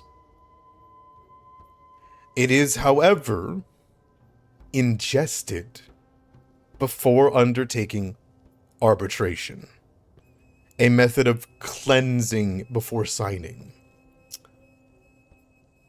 It is very rare, but it is only found within the desert, usually near the red sands.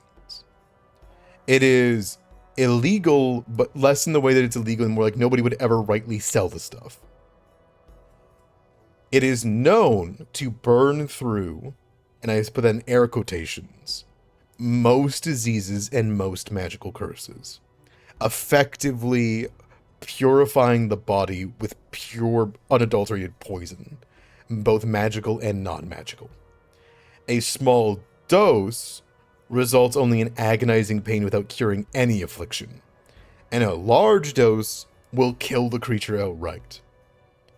If you are strong enough to survive it, and the correct dosage is given, if found, once per lifetime, a creature can ingest it, as the second dose is always fatal, and it will cure them of all afflictions, poisons, diseases, curses. They are lifted. It will require a fortitude save. If the fortitude saved is failed, they would die anyways.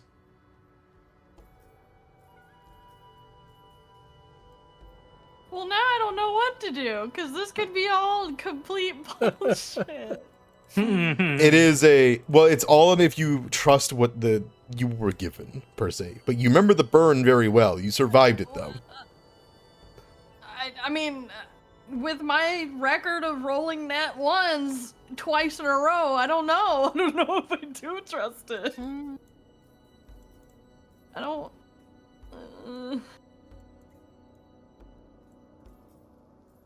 I would love to impart that, but I don't want to be the reason these people die. If it's really, really wrong. You know of it. You are aware of this. You could ask your party members if they've also heard of it too. I think it like I said, your character thinks this no matter what. This is what you did do a big heckin' roll. It is a powerful substance. The question is if you could find it. So now I'm confused. I'm so sorry. I don't know what... I don't even know how to, like, parse my question anymore. It's okay. Your character is aware of the substance as your character has eaten it before, but... That's what I was confused about. Like, if this information is potentially really wrong, would I not know that, considering... So I've eaten the shit? You have, but you were not under any curses. You were not under any effects. It just really fucking hurt. You know? And it's like a method of like signing it. It's like, this is a method of if you trust Malekith. Malekith told you about this. Malekith made you have it. It was a purification before signing with him the virulence, right? He could have been bullshitting you. But I mean, I'll fucking rattle his fucking skull around like Yahtzee dice if he is, but yeah, I guess Cora would impart this to Rahima, that, you know, what she went through when she became an arbiter, like this may work in this case, but it's gonna be hard to find, and it's even harder to get through, and they may already be too far gone.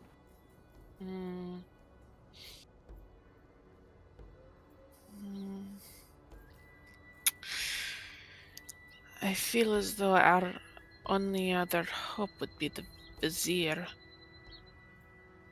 And I have a feeling that we don't want to be owing him any favors. But we have no choice. We should help them. I mean, she looks back inside. We can't just leave them there to die. We have the opportunity to help them. Also, the factor of time. It took us a few hours to get out here. It takes a few hours to get back. True. What's your call, though, Rahima? I mean, they did also, I believe, have a message sent to them from whatever is trying to manipulate different people into following its ways for its own ends. Maybe if she is well enough, she could tell us more information. I think that we should try and go back to see if the Vizier can help. And then come back. Cora would ask if Rahima would like for her to try and source this stuff on the way. I think if you could, that would be good. That sounds like a more sure shot of a cure, because we don't know what the Vizier may have. Sounds good to me. Yay! Yay! Yay! To be clear, Yippee! the substance in Diabolic, which it was said to you, was only referred to as Lifebane. Hell yeah! Life Bane! Sounds That's- awesome for healing purposes. Yeah. Um, Well, belladonna is a poisonous substance, but it is also used in medicines. True. This is true. So, I'm not trying to gamify you here. You do have your choice here, but I don't know, if Arano is around, because we can take a 15-minute break. But something would come to mind. Oh, I'm here. It's just I've got a really bad headache. I'm listening now. you're right, man. I did want to remind you guys of something, because it's been a few weeks and it's been a little while. Which one of you is holding on to Morgiana's gift? I believe Rahima took it. Yeah. Oh. That's right.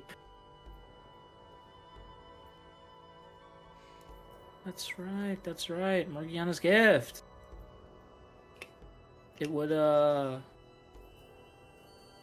we could use that to communicate. Mm-hmm. Communicate to Morgiana, communicate with the Vizier. True.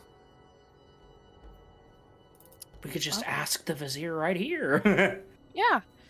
Oh, I'm sorry, You know what, that is... Stop. Above game. I'm sorry. I wasn't trying to be like, remember this thing? I'm just like, your characters would. All. Yeah. Yeah, we all would. possible. Yeah. No. Mm-hmm.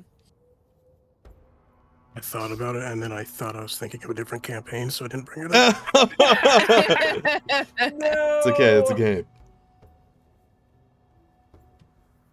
You know, I could use Morgana's gift to try and talk to the Vizier. That could be much more quick. I'll try to use it, Adamara. Okay. I don't actually have it in my inventory, but I do remember taking it. It is just a simple small gemstone with the little like Right, markers and runes etched into it. You have to put it into your ear. I will. Yeah. Okay. Rahima, don't stick rocks in your ear. What are you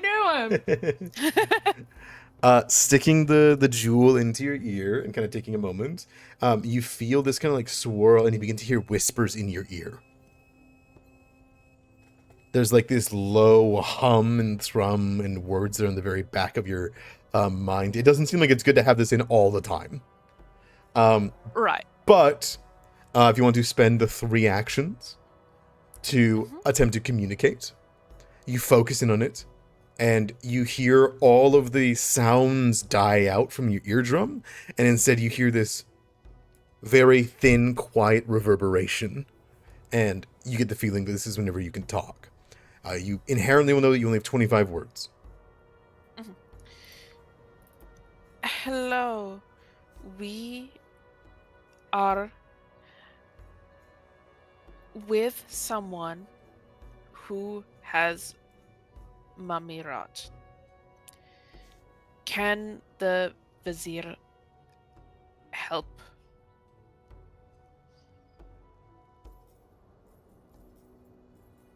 Okay. You still have 7 words if you want to toss them in there, but you're good if you don't want to. I can't think of anything else to toss in there. Is there any other words I should toss in, you guys? Could you look at my DM item, or Oh.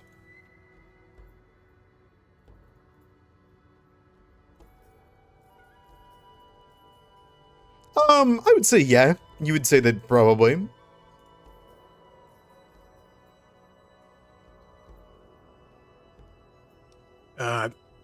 Would Rahima have to say it, or can Ignis speak and take over a word? If you want to try to alter like the way that this magic works, like pull it into your ear for a second, that would work. But otherwise, I you can tell. I can just tell her. Yeah.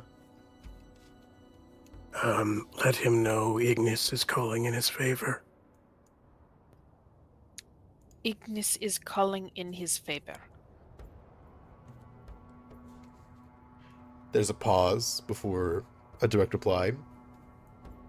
Understood. I will ask the vizier as soon as possible. He will likely contact you rather than me, as this line has spent for the day. And now you wait. During this small wait, is there anything you guys want to talk about? Thank you, Ignis. I really appreciate the help. Of course. Could you also ask if that guy by the fire needs healing? Yes. If he would take my help. Rahima will go by the fire and ask this guy if he needs healing and spend some time around camp trying to help people while they wait. He's like rolling his shoulder. He's he got one good hit, you know? He's like, yeah. Yeah. I got it. I Yeah. did it. I got it. And he like kind of gets his bearings, and he would nod to allow the healing because the traversal will be needed. Like he'll need to be at tip-top shape. Yeah. She'll communicate. You would learn his name, Ignis, is Aluwata. What? Aluwata. Okay.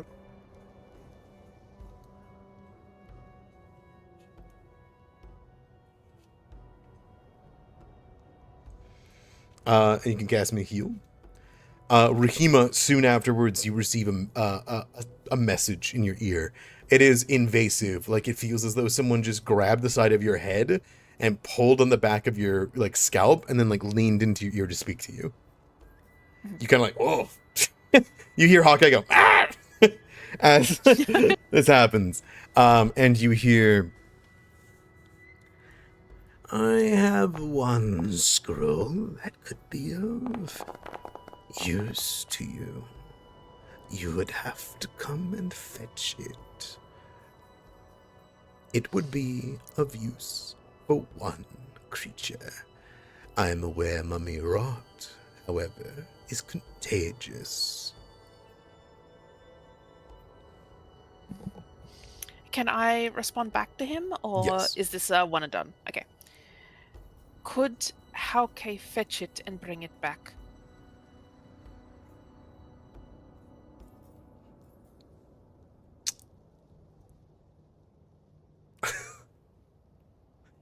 I don't think there's a response.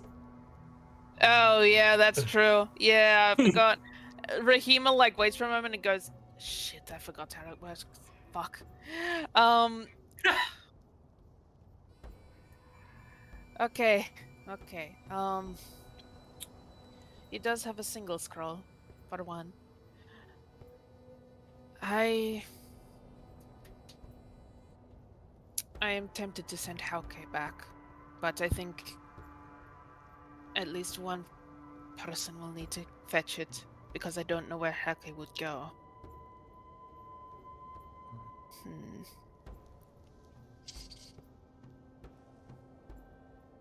I'll go. I can come with you. Could Cora volunteer to go so that she could also look into the life bane? Or Yeah, I think that's a good idea. I will help you out on that front, Cora. You are close to where red sand and normal sand meet each other. It's in the infection of that myth that is where lifebane grows. if you wanted to try to find it in time to save either of them, you would likely need to start searching now, and it wouldn't be found near the city. Unless you're able to pull some deals in the church and that maybe they might have some somewhere. But you're not sure why they would, because you're the only arbiter that, like, Malekith has. You could, on the way to the city, start searching for it, though. It would, above table, it is a survival or nature check to look for the substance, to look for life bane in these buttes. Okay. I think in that case, I would, if Angelique wants to go to the city, then I would probably recruit somebody with survival or nature to come look in the buttes with me for life bane. Just to see which one we can get our hands on, like, sooner. I'll help. Okay. Also, I realized I didn't have her token down this whole time. Oh But no! that's okay. Yeah. I thought she was just underneath the big old tree. No, Yeah. no. Well then, yeah, it sounds like we got a plan. Yeah, she All looks right. cool. She does. All Alright. right, who's going where? Angelique will head back to the city with Hauke. I'll go with Angelique. Sure. Me and Rahima are gonna scrub the buttes. Sounds good to me. I was gonna say, what's the fly speed of Hauke? Is 25. As long as Angelique has 25 feet speed, you guys can go together. I've got 25. Okay. All right. And Arano, what would you like to do? I think I'd stick with Cora and Rima. Sounds good to me. With that in mind, and as you guys split off, trying to find a desperate method to save both of them, knowing that calling in your favor for this likely multi-$100 scroll or gold scroll that you pulled in for a favor will only be able to touch one of them and cure them of the mummy rot. You guys split up, give each other nods, and head your separate ways. Yes. All right, and we'll see how the search goes. We come back with a 15-minute break. Whoa! I assume that fully heals that orc. Yeah, what was it? The 25? Yeah, he's good.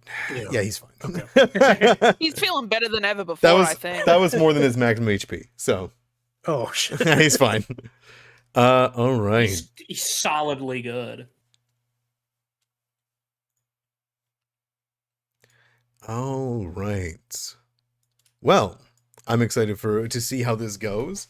I'm incredibly excited that somebody rolled life bane knowledge. Yeah. So that'll be Yay! interesting. It is a dangerous method to use, but choices are choices, right?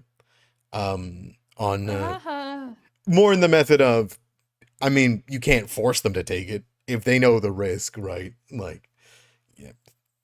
But in any case, I'll see you guys in 15. I'm excited. I'll be right back. Okie dokie. All right, and we return Yahoo! back to the desert.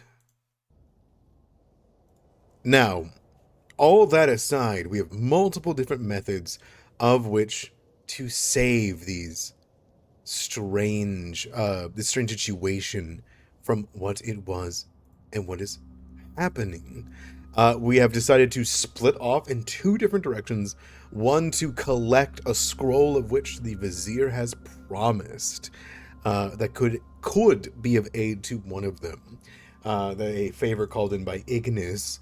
The other is, in fact, the chance that a secretive, powerful, once per lifetime poison could effectively kill the mummy rot. And if they're strong enough, survive through it. That being said, the two groups split off. It was Angelique, Ignis, and Hauke going one direction.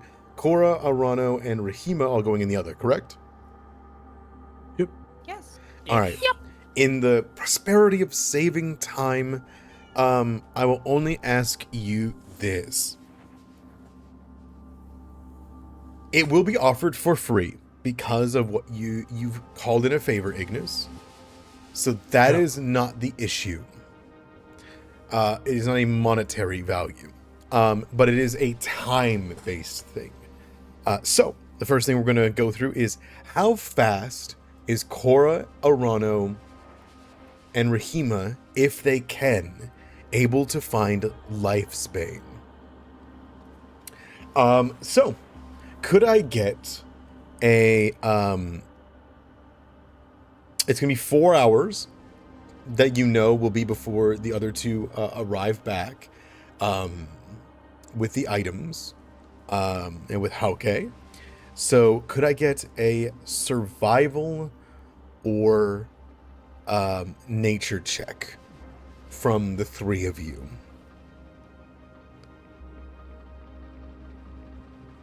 Can I do a cute little follow the expert? Because I'm not trained in nature or survival. If Unfortunately, I don't have expert in either of those. I'm staring at Arano.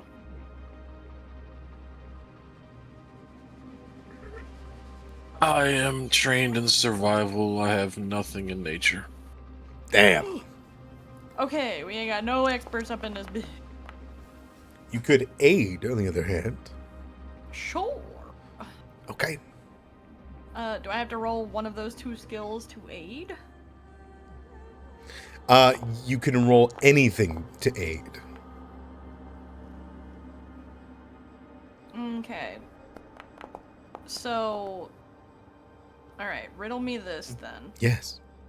Society. How would society aid you? Are you trying to recall on where or who got hired to go find the substance that you used, perhaps? Like maybe you saw the contract where it happened? Are you trying to do like what to avoid here in the Dustman Buttes? Because the Buttes technically are the territory of the Beastkin. Yeah. Those all sound good and So- way better than what I was gonna say. So in order to avoid Beastkin attacks, I will say that you can use your society to help. So Yay! go ahead and give me a society check. Well, hot diggity dog. Well. 25 do. That's some good ass rolls that you guys got there. 25, 19, 25. That'll improve. Would you want to improve Rahima's to 26 or Arano's to 20? Arano to 20. Okay. Let's get over that cusp. It's good you rolled so well because it wasn't a method of which, at this point, because of how well you've rolled, how fast you can find it, or if you do find it, it's about how much, and or in more accurate terms, if you'd make it back in time before the gray cracked skin of these two, this chieftain, disintegrates at any moment. I will say that. Sorry, the coachium is coaching me here. Yeah. It takes you guys an hour each before Arano and Rahima. You guys are at the end of the first hour of which you do find. Oh my goodness. Wow. Dude, she's She's got putting her some fucking opinions in. opinions, Yeah. What's that? They shouldn't find it. No. Cookie, don't No, sell Cookie, me no! right now. You Cookie, you should let us find it. They- Please. What's Cookie, that? you remember them cinnamon rolls? That's gonna be you here in a bit if you fuck me right now. Kill them both. No. They don't make it back in time? I don't know, guys. I'm getting some. That's fucked up, Cookie. That's fucked up. That's fucked up. She's got some opinions, guys. Okay, so my apologies. You guys will be able to find at the end of the first hour a solid trail on some of the Lifesbane. It is simple enough from there that you guys would be able to bring it back and locate the substance within 2 hours, then return within time that you'll make it at the same time as the rest of the party. So you guys have succeeded here. Fantastic. Your success is also high enough with Arano not rolling as low as he did before that you do not provoke a beastkin attack. Which could have... Yay! Oh, yeah. Because the lifespan root of which you find is in fact dangling off the side of a small plateau built into the rocks, of which it's like growing out of like veins, where red sand's kind of dripping down from, where you can hear at the top of it there is harpies singing. I assume you do not provoke them. No. Very well. Cutting off a large section of it, it bleeds real blood. Like, it looks identical to real blood when you slash the long, almost ginger-like root that looks like hands reaching out. You slash a large section of it that you hope will be enough for Zuma and Ahuatsi. And simple enough, you can take it back, but it bleeds. Do you guys cover it, or how are you guys going to transport it? I believe I do have something. If you don't, Cora definitely does. If you have something, go for it. Bless me. Yeah. So, I have got a writing set on me, ironically enough. Could I possibly, like, wrap it in some parchment?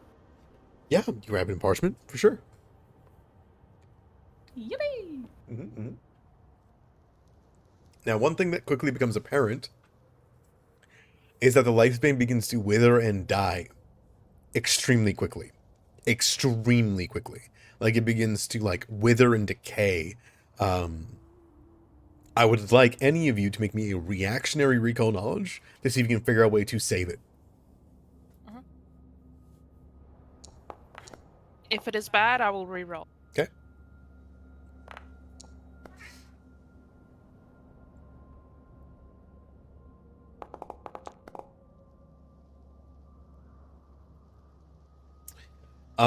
Knowing where it was growing and where the sands were, you recall the same thing that Cora had said, and I think the Arano and Rahima, you guys immediately put together that you're going to need to carry with you a small amount of red sand, which is easily collectible here in the Buttes.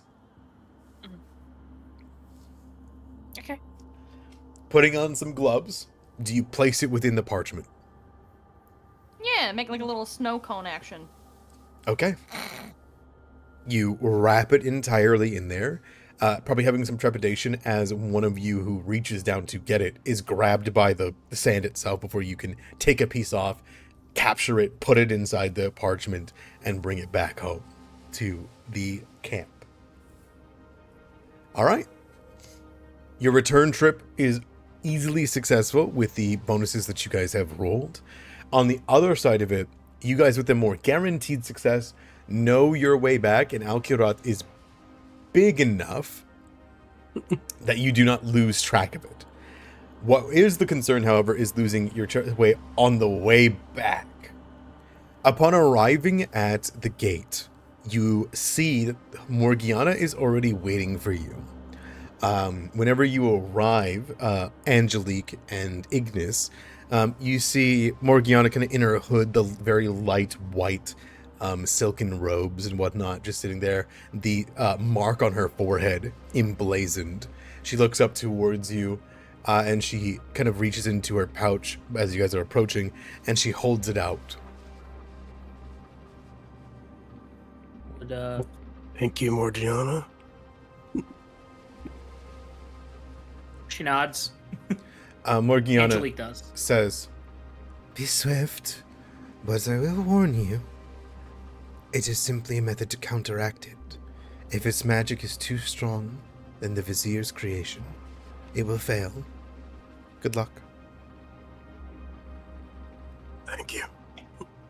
Okay. She gives you guys a bow, and I assume you guys rush off. Yeah. Okay. I'll do, what's that?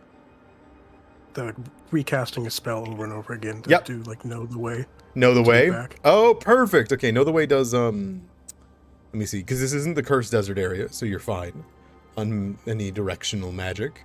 Let me see, know the way, know the way, know the way. Means way is north. Okay, perfect. So you'll be able to help with the directions there. I'll say that'll give a +1 to Angelique's survival. Hmm. Aren't you excited? What's your survival? Hauke can also roll survival. Hauke is a full character. Please This is true. God, This is- let Hauke roll the survival. Please, Please, Hauke! Listen, I got a cool +2 on my survival. Oh, What's Hauke got? Hauke has a plus. Hauke's an expert in survival. Well, no, a master. This bird knows what's up. Okay. Yep. Salute. We're following him. He's not following us. We're following him. Oh, come on, buddy. Okay, I'll re-roll that. Can I re-roll that for Hauke? Yeah, but I think he's following the expert. Oh, yeah, he is. Oops. I'll get rid of that and then I'll re-roll it. Yeah, I don't see the marker that he's doing. Oh, there it is. Hold on. He's got +3 in survival. Oh, he does a +3 in survival. Why did he have master? It- That was so. No. He has your master. You're the master. So he's using your master level bonus. Oh, I see. Because you're level 3, so he gets a +3. do I roll 2 or just them 2? If you're using the cantrip, you won't be able to. Oh, Okay. that's supposed to be a 7. So, not helpful. Okay, sounds good. Oof. The +1 from there, and then Angela, you can give me a roll. What if she's good at it? What if I'm literally a 17? Yeah, there you go. With an 18, and with your direction pointed ahead with what this means, if you're able to get this information, you might be immediately able to find Rumpel Tomekeeper. You lock in, you remember the way back as you knew you would have to find it quickly, and leaving a few markers that you've left along the way, and without the red sand's maliciousness, you are quickly able to spot which of the buttes is the one of which your allies await you at the orc camp. Because of the 18, you will not be delayed. And 4 hours later,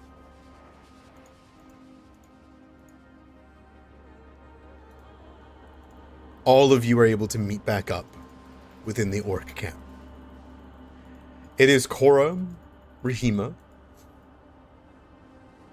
and Arano able to make it back first with the substance in hand. It does not look like it will last the day, but it will last because of your treatment of it for at least a couple hours. My question is, as you guys rendezvous covered in sand, dust, some of you a little bit worse for wear and tired and exhausted from searching, which one of you offers first and what do you do?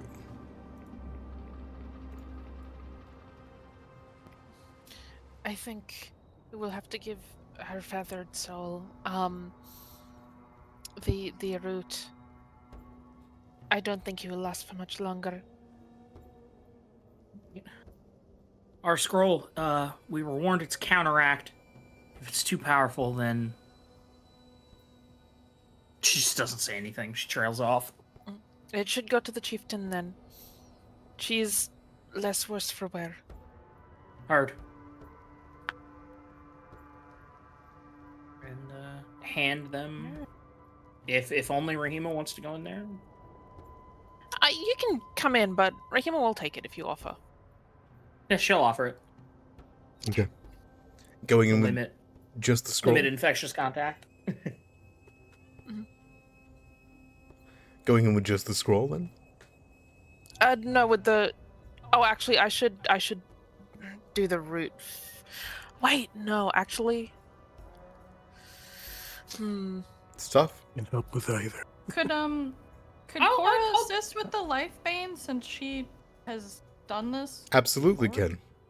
can. The most thing would be helping to talk somebody through the pain. Mhm. All right. I think we should administer to her feathered soul first. Oh. And it started meowing like a cat. Oh wow.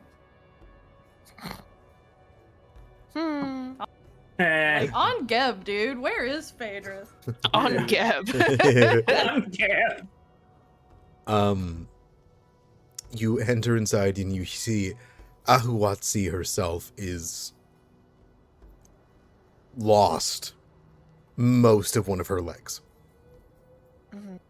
It is but sand within the leathers and boots. She hears you come back and you hear Zuma let out a...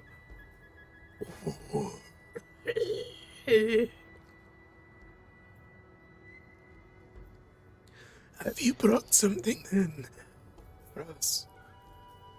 Yes. Zuma will.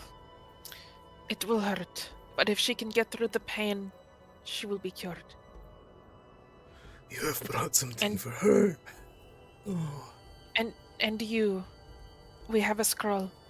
If the curse has not spread too far, it should be able to cure you. hmm.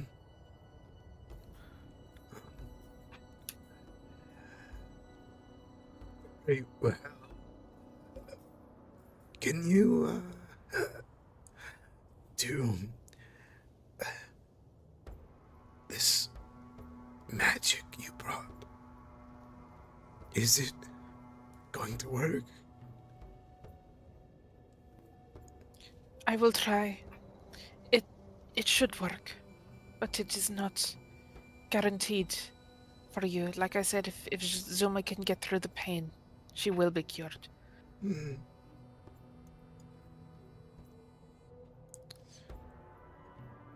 I think Cora would explain a tidbit if Rahima wants to Yeah. translate that reassurance that she herself has taken it and it is meant to, if you can get through the pain, burn away any ailment. But it's not easy. Yeah. Rahima will repeat that. She nods. Zuma is my stronger side. She will survive. If I should suffer with her.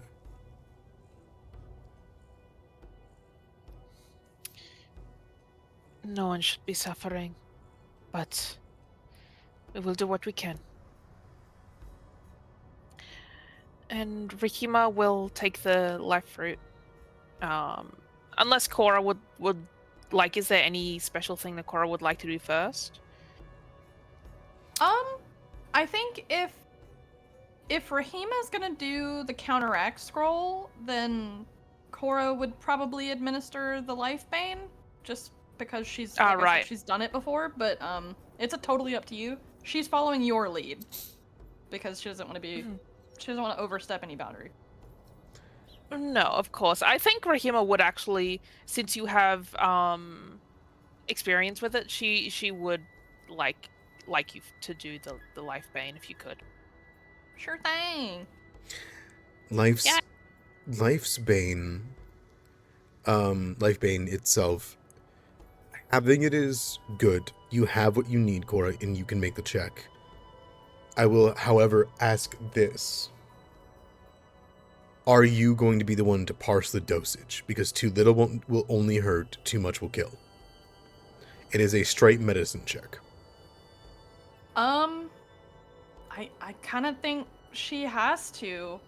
Just like I said, nobody else is. She's the one that knows. She's the one that's taken it. I don't know. I don't. Maybe Ignis could aid. I was about to say, like, I'm not trained in medicine though. I don't know if there's some fucking arbiter lore I can roll here, but Maybe like what you saw. Yeah.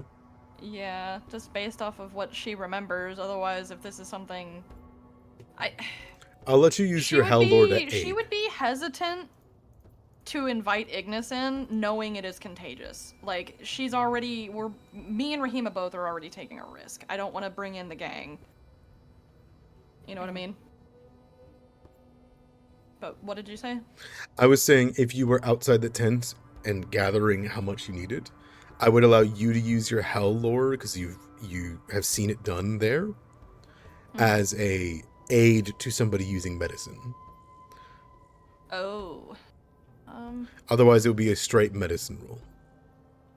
I am an expert in medicine. That helps. I'm an expert in hell. Let's do it. Alrighty.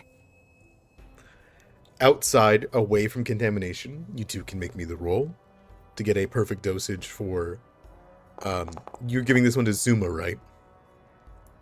Yes. The big Yeah. gal.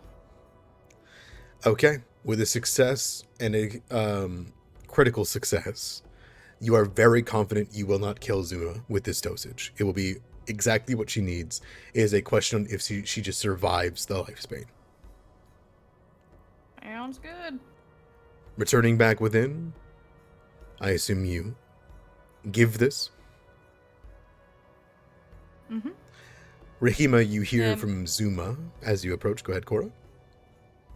Sorry. I go first.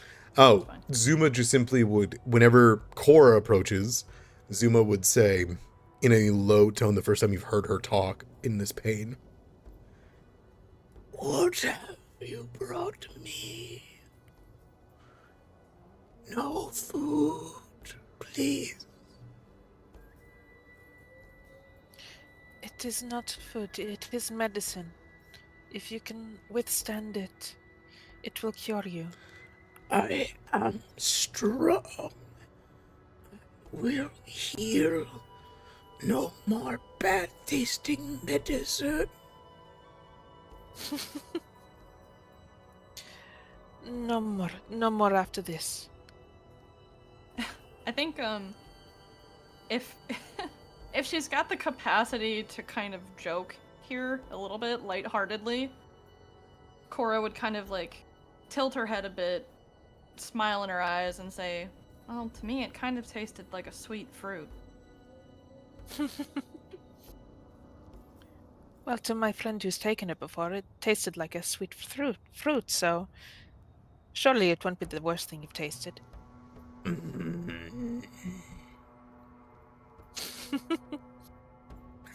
It opens its mouth. And you hear, fruit. All right, I think Cora would administer the dose. If it's acceptable, I think she'd probably stay close for moral support. I don't know how you hold the hand of a giant triceratops, but It Spirit is. hold your hand. It is to be placed under the tongue. yep, Uh, I think you have to heave it up. do so. Heave up the tongue of this massive Yeah. behemoth. Ahuatsi is like coaching Zuma to like don't bite, don't. So we're gonna be okay. We're gonna be okay. During that, Rahima, you're gonna cast the remove. I Okay. Would you like to roll for the counteract, or would you like me to? what's the counteract? So in Pathfinder, when you are trying to undo a magical effect that is on something, be it curse, be it charm, be it haste, doesn't matter, right? There is an overarching rule called counteracting, and it's similar to, basically how it works is you roll a d20, you then check what your spell modifier is and add it to it, usually. And then you will relay that with the rank of the other ability. I won't tell you what Mummy Rod is in this case, but it will basically be using 4th rank for the remove curse, because that is the lowest rank that remove curse can be cast at. If the roll is high enough, and the rank of the spell or the rank of the effect isn't too high, it will undo it. If the roll fails, it will not be able to counteract this effect. It is a d20 roll, no matter what. I just won't be telling you the bonuses on both sides. I'm just curious on if I you see. want to roll a d20 or you want me to roll a d20. You roll it. Okay. I'll roll this in front of everybody. As you unfurl this scroll, as it's covered in diabolic tones, this is not your usual magic. And you can see it is filled with strange inscriptions and symbols and signs. And you watch as a layer upon magic kind of etch its way through the air as a rune appears. And you watch as chains reach out from it and go towards Ahuatsi, where she is cursed. And as it is bound to her and begins to sear her, it is going to be a d20 roll.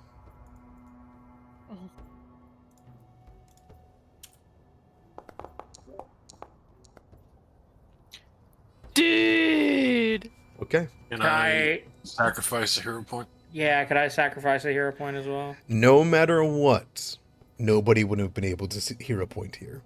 Because this is the Vizier's magic. Can the Vizier hero point? With an incantation, with the rune flaring, with the chains rushing out toward Ahuatsi, you would watch as the chains touch her, and the chains, like running up in 1,000 years of corrosion, turn into sand in front of your face. And in your hands, you watch as the scroll begins to turn to sand. And you hear somebody say, "Release it! Release the scroll!" Do you drop it? Yes.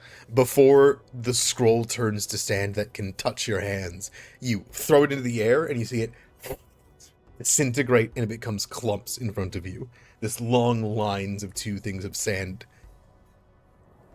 It is, okay. It is okay. You tried. It is in the silent serpent's hands now.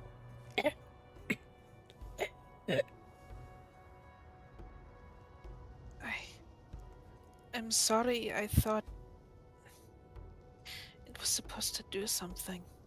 It was supposed to help.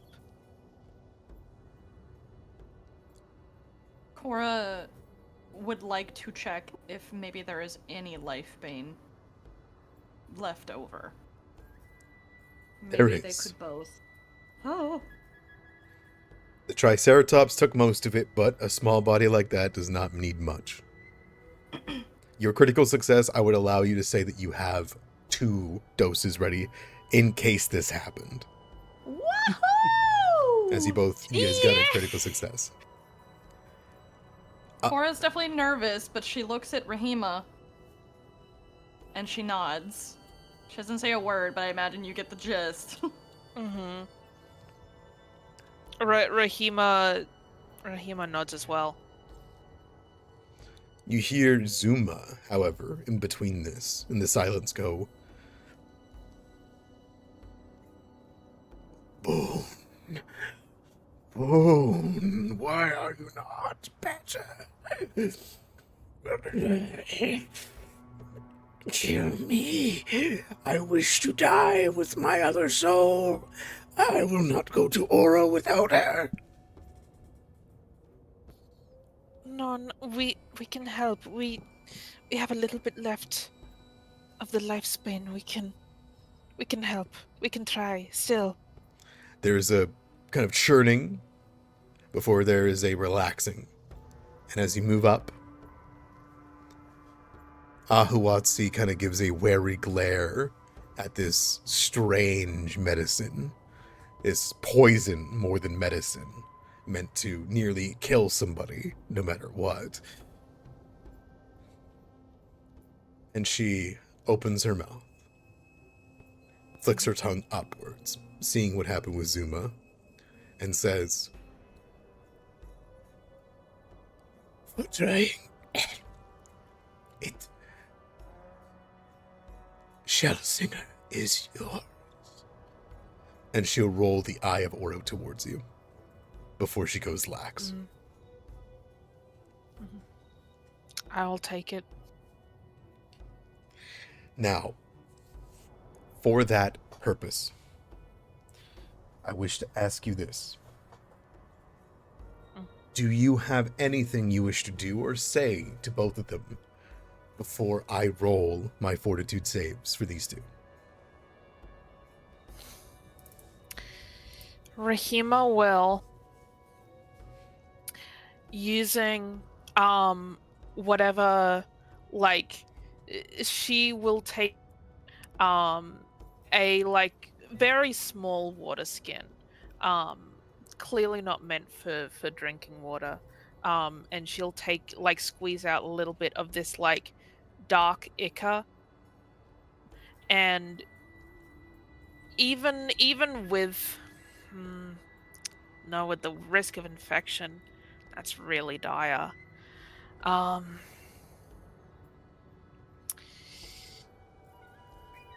it's point of contact with anyone with mummy rot, point blank, right? It's not the sand.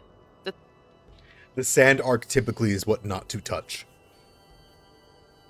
It is always possible to you contract it, but it's almost guaranteed if you touch the sand. Rahima will very, very carefully place a dab of this dark ichor on the forehead or whatever she can reach of the both of them, and she will cast guidance on both of them. I can, because it's only an action, or is it? Yeah, that's okay. I'll allow it from this moment. They're both one soul, feather and bone.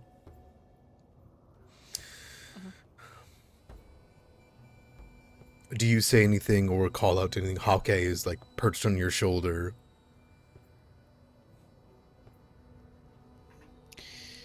The Silent Serpent watches over both of you, and I do not think that she would want you to die today. I know that you will find her strength within you right now. Good luck. Okay. You take the moment. They both begin to twitch. There is veins that begin to appear on their flesh as lifespan begins to make its work. Both of them slip into unconsciousness. This will take about 8 hours to go through. A coma, essentially, of which they will have the lifespan fight whatever is happening here. It is up. I'll allow the guidance no matter what to last the whole time. Like, I'm ignoring the duration here. They're going to make the save now. I will make their save, and if they will survive, they'll wake up in 8 hours. But you will know the result one way or another right now.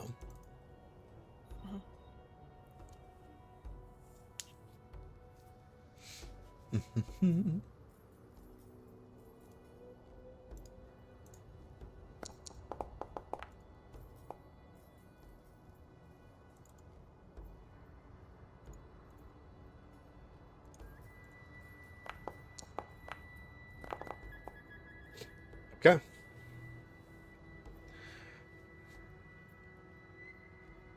When they go to rest, you see Zuma begin to twitch. Not in pain per se, but like the lysine beginning to do its work. As she begins to twitch and move and writhe, there's something wrong. Zuma's was worse, to an extent. She is close to the edge of death. You see Ahuatsi put a hand on Zuma. You see the feathers begin to bristle. And you remember those words that begin to echo. Your Hake voice them. That they would rather be dead than separated from each other. A true bond with the silent serpent. Their words of seeing those great heights. Despite Zuma failing unto death, your words mark true, Rahima. Cora, you kind of have this sickening realization that one of them is too far gone for the lifespan, and should be too far gone for the lifespan. and you begin to see their heartbeat fade. But in that moment, the feathers bristle, the low growl hums through. The orcs begin to look around in the camp. The ferns outside begin to shift and change. Rahima, the black ichor you've smeared on them,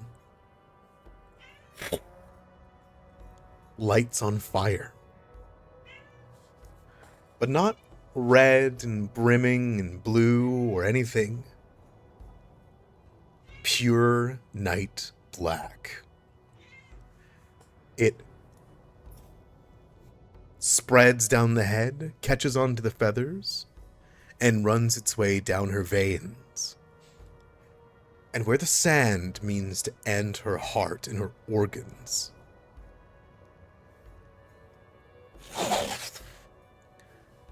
the fire overtakes the sand, glassifying it in that moment, stopping the curse from taking, and giving her the chance to survive this, despite how far along she's gone. And though Ahuatsi will never know this gift, this presence, nor likely will Zuma, Rahima, you know who's shown their will in front of you. It is silent, but unendingly beautiful.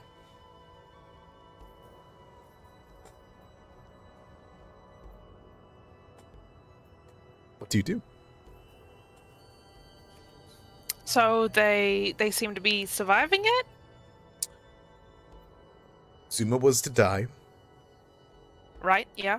The black flame has stopped the mummy rot from killing her before the lifespan can do its work. Mm-hmm. She will live. But only by the grace of that.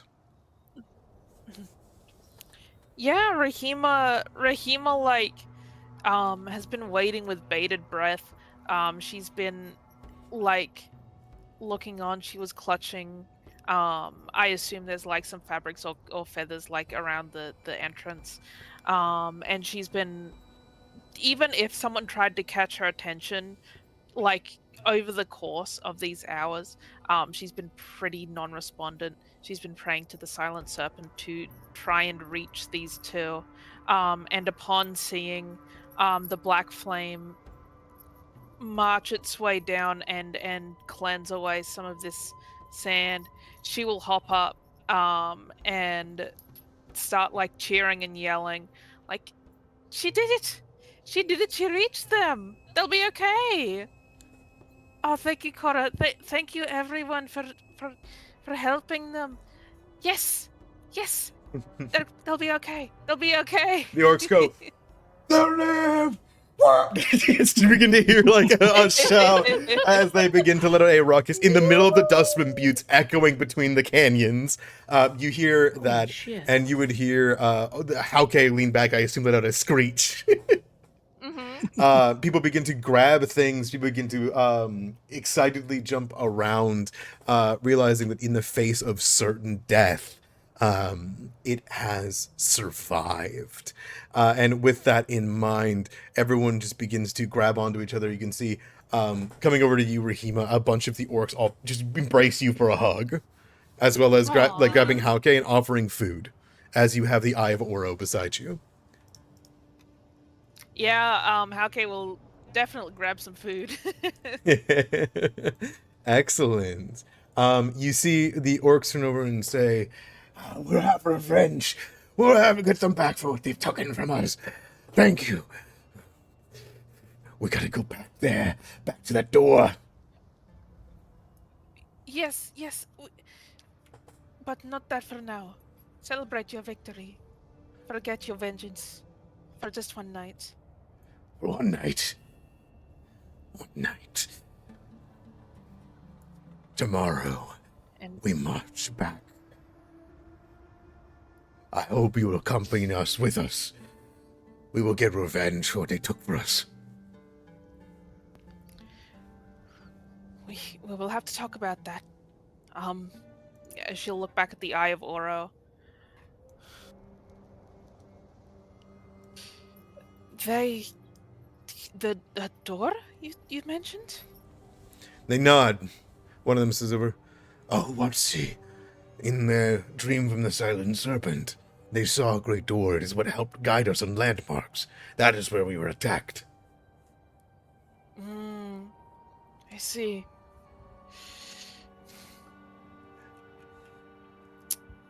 Yes, then I think you should take us to this door when things settle down. Yes, we will take you there as soon as they awaken. Yes. Thank you. Thank you. Of course. We couldn't just leave them here to die. They all begin to smile and kind of turn around, and others say, "See the jungles yet? This place will not have us."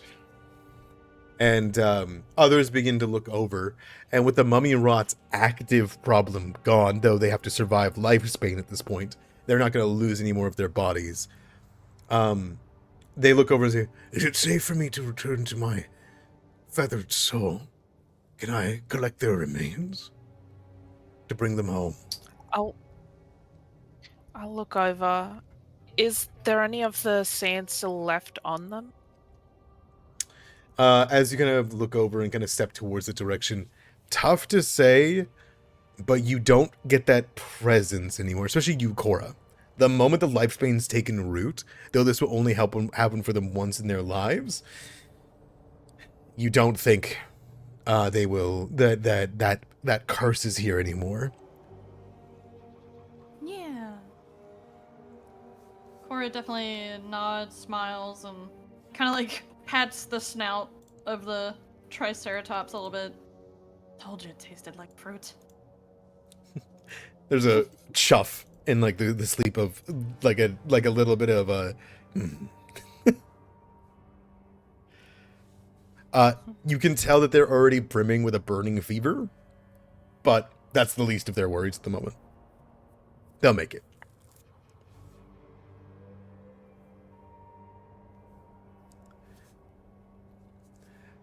The orcs will turn over and will happily begin to gather their things. They're going to pack up their camp over the course of the day and collect the remains of their dead. In the meantime, you guys are welcome to do whatever you wish.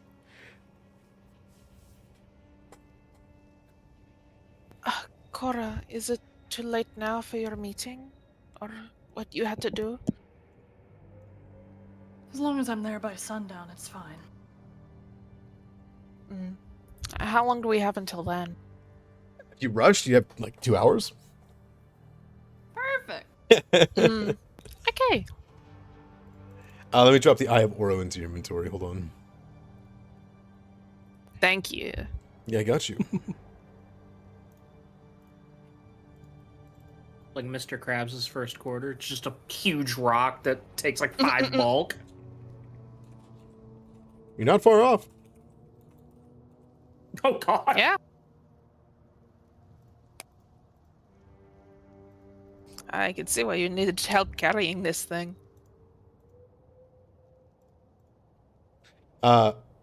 The orc looks over and says, Yeah, but it was a great treasure, and we had many to carry it before today.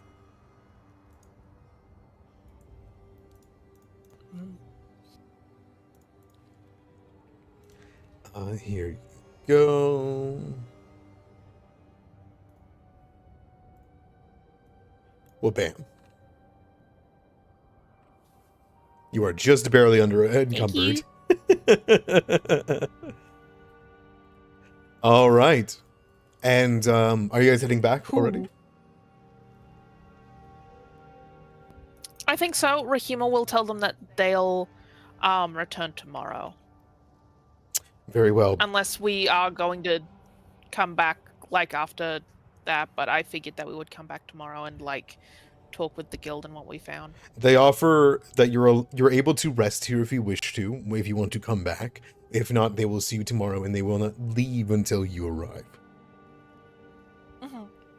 Yeah, all right. That sounds good. Okay. Is the curse still there, or can they be healed while like this? The curse is no longer there. The main thing that Lifespan does is either it just immediately kills you or it gets rid of your curses. Gotcha. Make that recovery a little bit smoother, huh? Yeah, I think before leaving, he'd do a healing breath. Okay, sounds good to me.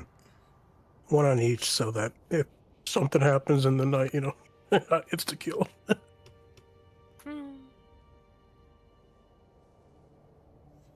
Okay, you want to make that roll for me? Thank you. Yes.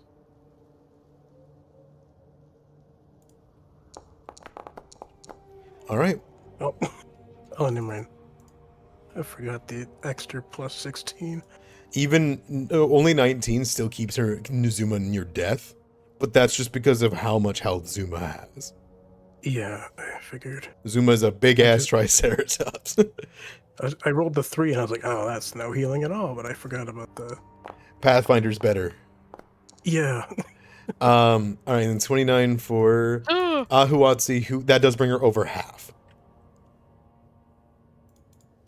There we go. He just sticks his head in the tent and does a big green blast of smoke, and then... And then they're vaporized. Yeah. You heal over.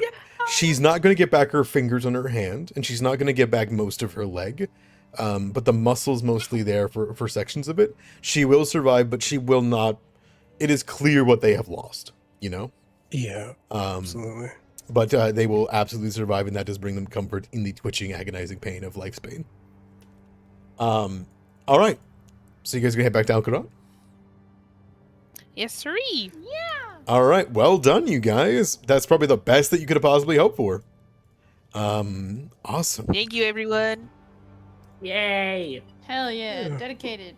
With the gift in hand of the Eye of Oro now in your possession, I did leave on there how much it is worth of Heka. That value is correct. So, and it is God damn. it is pure Heka. Like it is called the Eye of Oro, but it is also amber. All right. The way back is simply 2 hours, though at a mild rush that you can make it back to the Nomad's Rest in time. You are welcome to try or explain anything that you guys want to before you get there. I'll let you guys have a moment if you guys want to. If not, just let me know, and we will jump to heading to the Nomad's Rest. Ignis, you mentioned calling in a favor. Yes. Was this something heavy? How much did you sacrifice for my people? It happened a couple years ago, I'd say. The Vizier had stopped by the clinic with a very wounded girl. And I do not know what kind of wound she had, but it took many days, if not weeks, to bring her back to life. And he offered scrolls, he offered anything to revive her. Something about her was special to him. But I was just there to heal. I already owed so much to the Zenzaras that we just settled on a favor. And yeah, she comes around every now and then, and she even had a little dedicated corner. She was in the clinic so often. I see. But she's doing well now. You guys met her. She's Morgiana. I see. Oh. Huh. Interesting. Well, thank you very, very much, Ignis. I don't know if I should say I owe you. I don't know how much of a formal thing that would be, but I appreciate it more than you could know. Of course, if I could use it for healing another, that is the best way to use it. Kind, Ignis. You're kind.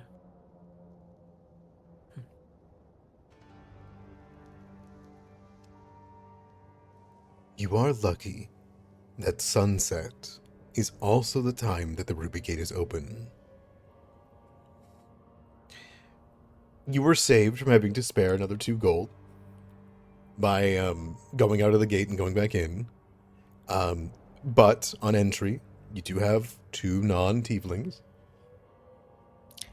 I'll stump up the change this time. Sure. I can stump it up for both me and Angelique if she wants.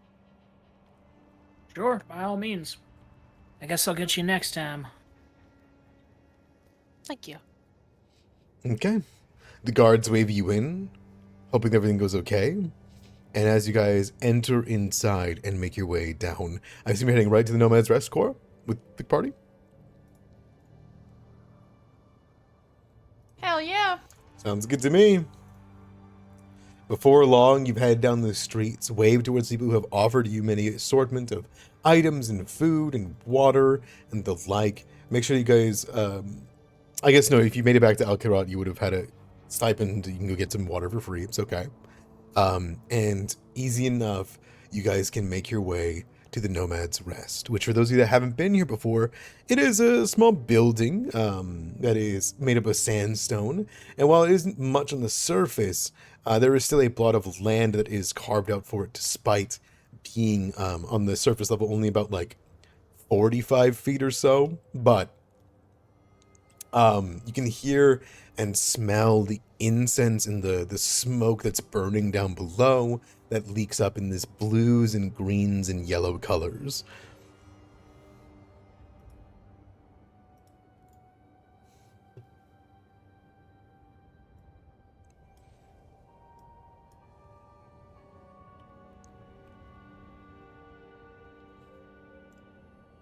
Oh,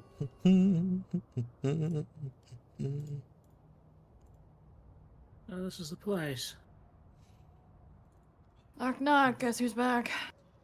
He looks up at you and gives a nod and says, They're here. You'll find what you're looking for down below. For the rest of you, enjoy the Nomad's Rest, yes? and he points towards the sign. No shoes beyond this point. Leave them on the rack. If they're leather, it's smarter to keep them on you. We won't blame you if there's someone who mess up the rugs. You'll pay for the cleaning. Yeah. Fine. I will acquiesce. Yeah. All right. There's a little compartment here where there's a bunch of shoes all settled down. And you see the owner look over and say, Ignis, it is good to see you here. Please make yourself known, if possible. My Sounds good. forge is a black screen, so I will reload. Oh no. I'll be oh right no, okay.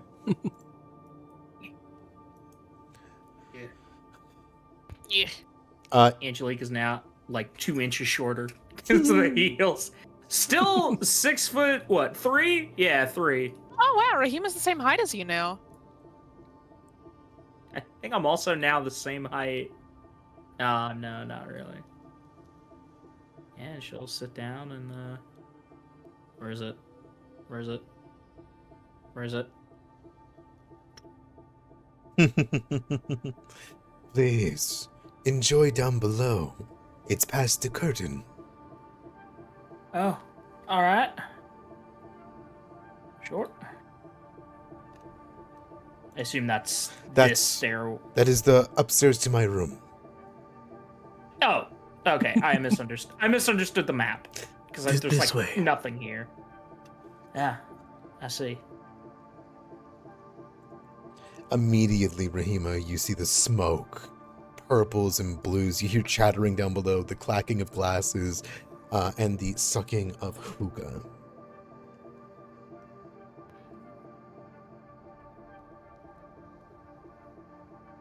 I imagine this is what it's like being in the years of the cauldron.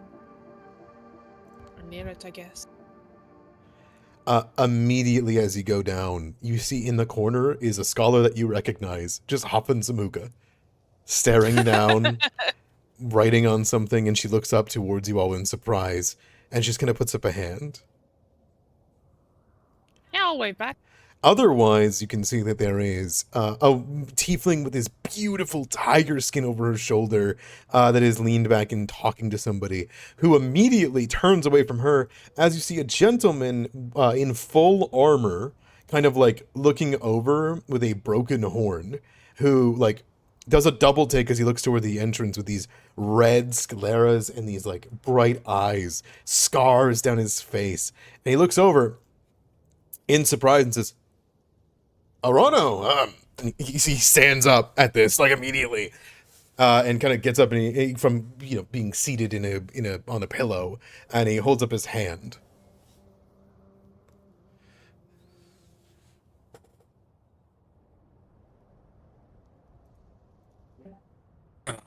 Friend of yours.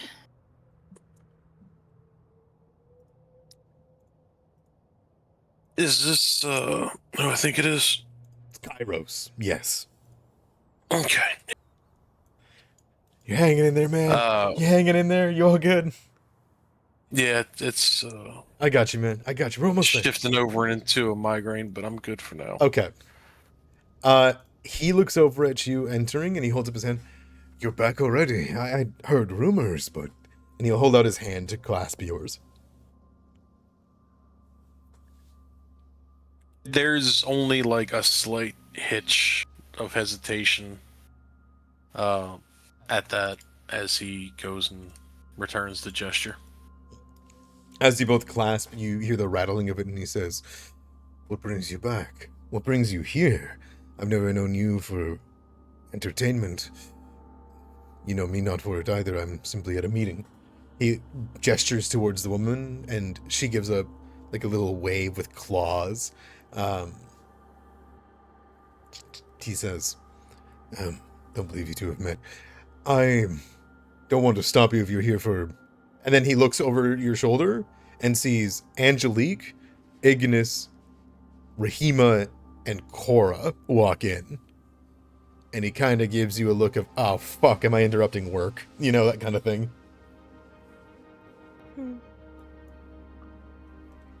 Who's your friend? He kind of looks down and says, well, actually, a acquaintance of meeting. And she says, we're friends now. She stands up and holds out her hand to you, Arano. I've heard much.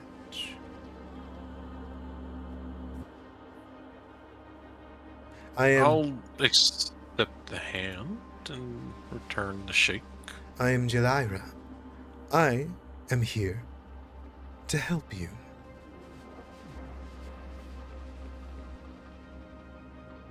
Is that name familiar to me? Give me a recon knowledge.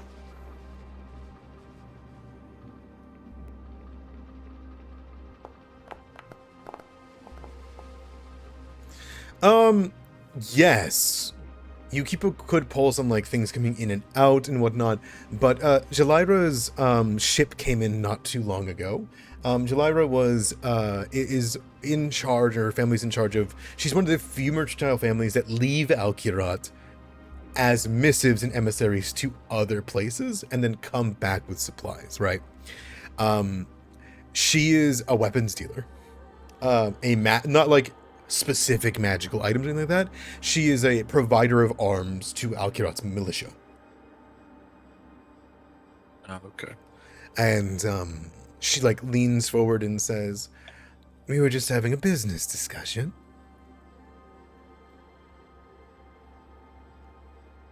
You're welcome to stay if you like. You'd be impressed by the spears that they're making to the north. They've learned to master some amount of alloys. They've begun to make more advanced bronze, which is very cute, but useful for en masse with us.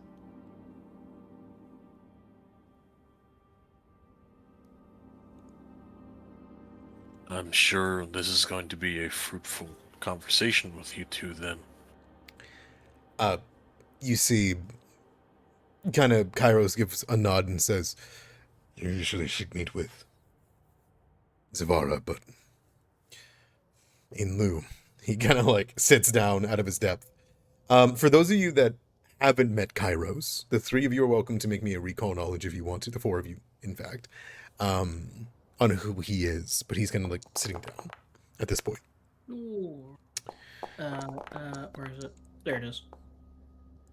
Cora, you would know that Kairos is a second in command in some ways, a high lieutenant in the militia, right? Who you oftentimes are working with, a militia of the guard, the lieutenant of the guards and whatnot.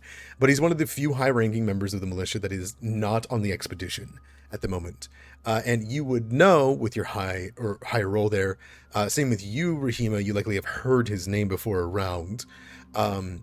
He is the current leader of the military of all of Al-Kirat, in lieu of Zavara being on the expedition. He has been put in charge of the militia of all of Al-Kirat. Not like the not like the Zinzar family or anything like that, like everyone else, if that makes sense. He's in charge of the Hell militia. yeah. That's intense.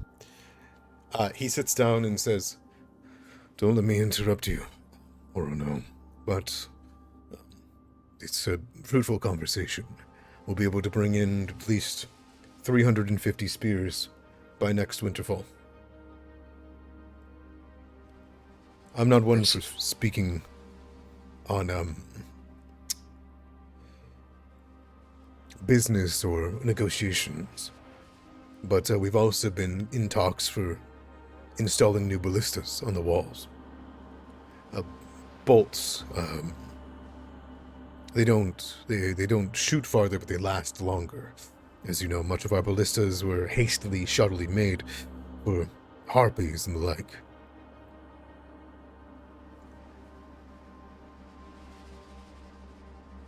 Indeed. Well, here's to a long-lasting relationship. Surely you could, aid me in such? Somehow, some way? She, like, looks over. Convince him that quality over quantity is important when dealing with true threats.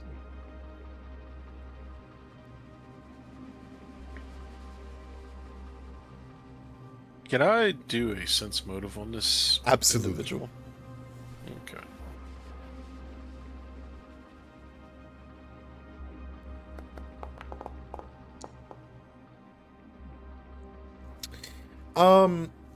You are confident that bronze, while is impressive for barbarians in the north and whatnot, and like being able for them to make weapons en masse, it's tough. You don't think it might be like exactly what she's saying in the way of they might have just figured it out. And you get the feeling that she needs the funding from Al-Kirat not because they have 350 spears. She needs the funding to go give them like the resources necessary to make it themselves, and then we'll sell it back. Obviously, it's how artisan cities work, right? Like, you know, you need to provide the resources and whatnot. But she is acting as though it's already bought and paid for. It's a matter of you got to get in on this while you can, you know? Oh. Kairos is a master at his craft. He has a keener finger on the pulse of the needs of the military. But I can't help but wonder if we have new weapons technology being developed, if it's tied and true. Perhaps this is something to where the materials could be better utilized with more proven casting techniques. Or if we are going to be the recipients of such fine new craftsmanship, maybe there's a initial stocking discount. She tuts and says,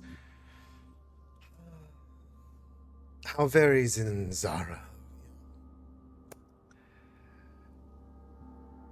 She, like, We are products of our environment. she leans back and says, "Your opinion is warranted and documented, Arano Karakaze. Thank you for your contribution." Kairos looks over at you and gives you a nod. Only a nod that people that have fought together, worked together, said things, whatever is needed, in an acknowledgement of what you're trying to say. And he just gives you a nod of thanks. Mhm. That is interrupted by, "Waiter! Waiter! Now! Oh, look at this. What?" You hear as there's like a lean forward, and, "Is that a dragon? Oh, boy! Bring it here, waiter. Bring it here." You see the man working, kind of like with the golden ram horns and the long silks, is like going to like get a new bit of tea to come pour for him, and he like stops and he looks over and then looks over at you, and then he looks at Cora and Arbiter and then looks over at you. He goes, "Did you hear me? Or must I speak old devil tongue? No? Come here." He pats his lap. He's not a dog. "No, of course not. Your people don't allow dogs in here. They don't like the smell." Who is speaking right now? This gentleman. Guys, I think. Okay. This gentleman. He goes, Boy. "Oh, look at you. Is that, no, wait, hold on. Let me guess. Wrapped mouth. Oh. You would go. Yes." Oh, please make my day. He, like, kind of rubs his hands together a little bit and looks towards his bodyguard and says, "Have you ever, where did you get such fine wraps around your mouth, by the way? And that skull, what a wonderful contraption. Is it cursed? Did you delve too far into somewhere you shouldn't be? Them, Anabians find themselves in such things very often. I'm gonna kill this guy.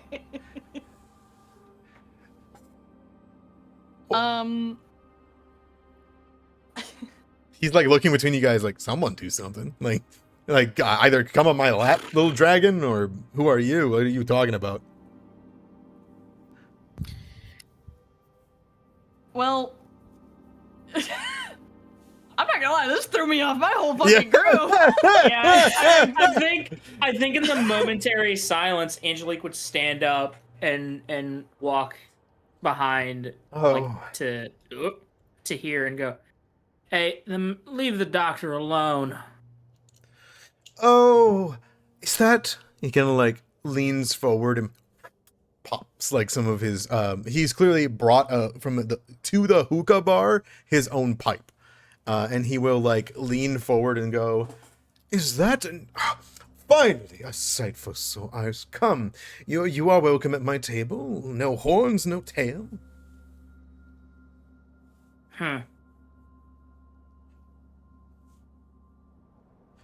I think I'll deny the request, seeing you treat a acquaintance this way. "Treat a devil like a devil. That is simply how one should.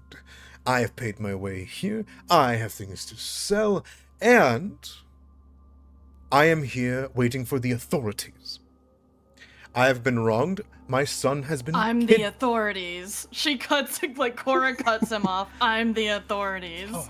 About How time. can I help?"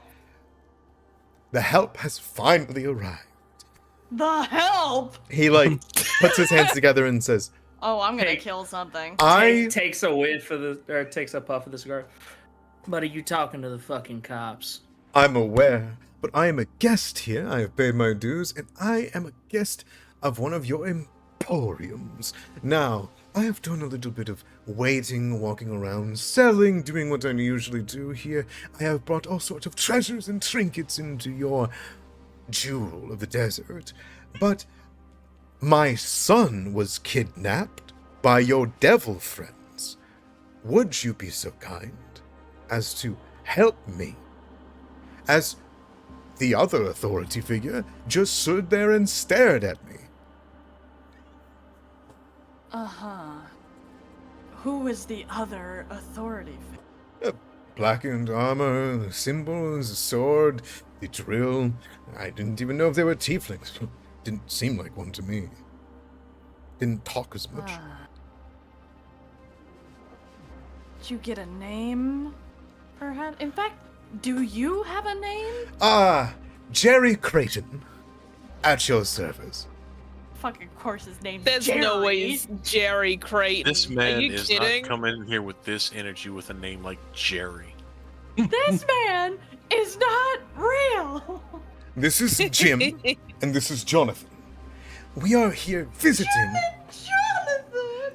We are here to trade our various goods. As I am, of course, Jerry Creighton, you've heard of me, extraordinaire tomb delver. Jim, oh my fucking god. Jim. Tomb Delver, huh? Yes, I find my way into all sorts of Anubian places. I grab what I can, I snammer it, and I avoid all curses of the like. Why do you keep pronouncing it like you keep saying Anubian? It is a mistranslation that your devil tongues cannot help but do. And I'm sorry that you fall into that accent, orc creature. Cora grips the side of the table so hard it actually cracks off a piece. Well, I'm not paying for that. Though I could. Man. You'll be paying for something if you do not shut the fuck up. You have to forgive me. I am what is the word? Grieving parent. I've got a lot of words. Cora, let me. She puts a hand on your shoulder. Let me. He's not gonna treat any of y'all with respect. Respect for a town that had my child kidnapped. That is hard. Look, I get it. We all got grievances to find here. Oh, is your child? Your child missing in the city? Yes, you get it. No. Family member killed. Okay. Everyone dies. Oh, buddy. All right, I'm gonna roll initiative. Buddy, hang on. Wait. No. She'll take her glasses off, trying to sit down at the table past you. She'll take her glasses off. Everybody's back is to Angelique, right? I'd say so. Cora is sitting beside you, I guess, at this point. Well, she's trying to sit sharing a pillow here. Oh, okay. Yeah, I guess. Yeah, she'll take the glasses off and look at. Is this Jerry? Which one of these dickheads is Jerry? Jim, Jerry, or Jonathan? Jerry Creighton Jerry. is the one Jerry. that looks like the tomb delver. Look at this guy. He definitely goes into the tombs. I could think of another word for somebody who delves into tombs, but the only one I'm coming up with is delver. He's a tomb delver. A raider of some kind. Thief. Yeah, she'll take her glasses off and go, look, man, we all got problems in this city. And reveal to, Yeah. I think, Okay. all three of them and to Cora, if you describe it. No, you can describe. eyes I'm going to look describe what they do. Sure. Yeah, she takes her glasses off and very casually. Look, man, we all got fucking problems. As her eyes are shining, cracked stained glass, like literally emitting light from them. As she just casually sits down and goes, look, buddy, we all got fucking problems. We all have issues in this city, and it's just... If So, you could just talk through this. are you blind or are you cursed? What's the difference? What? He kind of like gestures towards his own eyeballs. The fuck are you talking about? Oh, greater cursed one. Takes another huff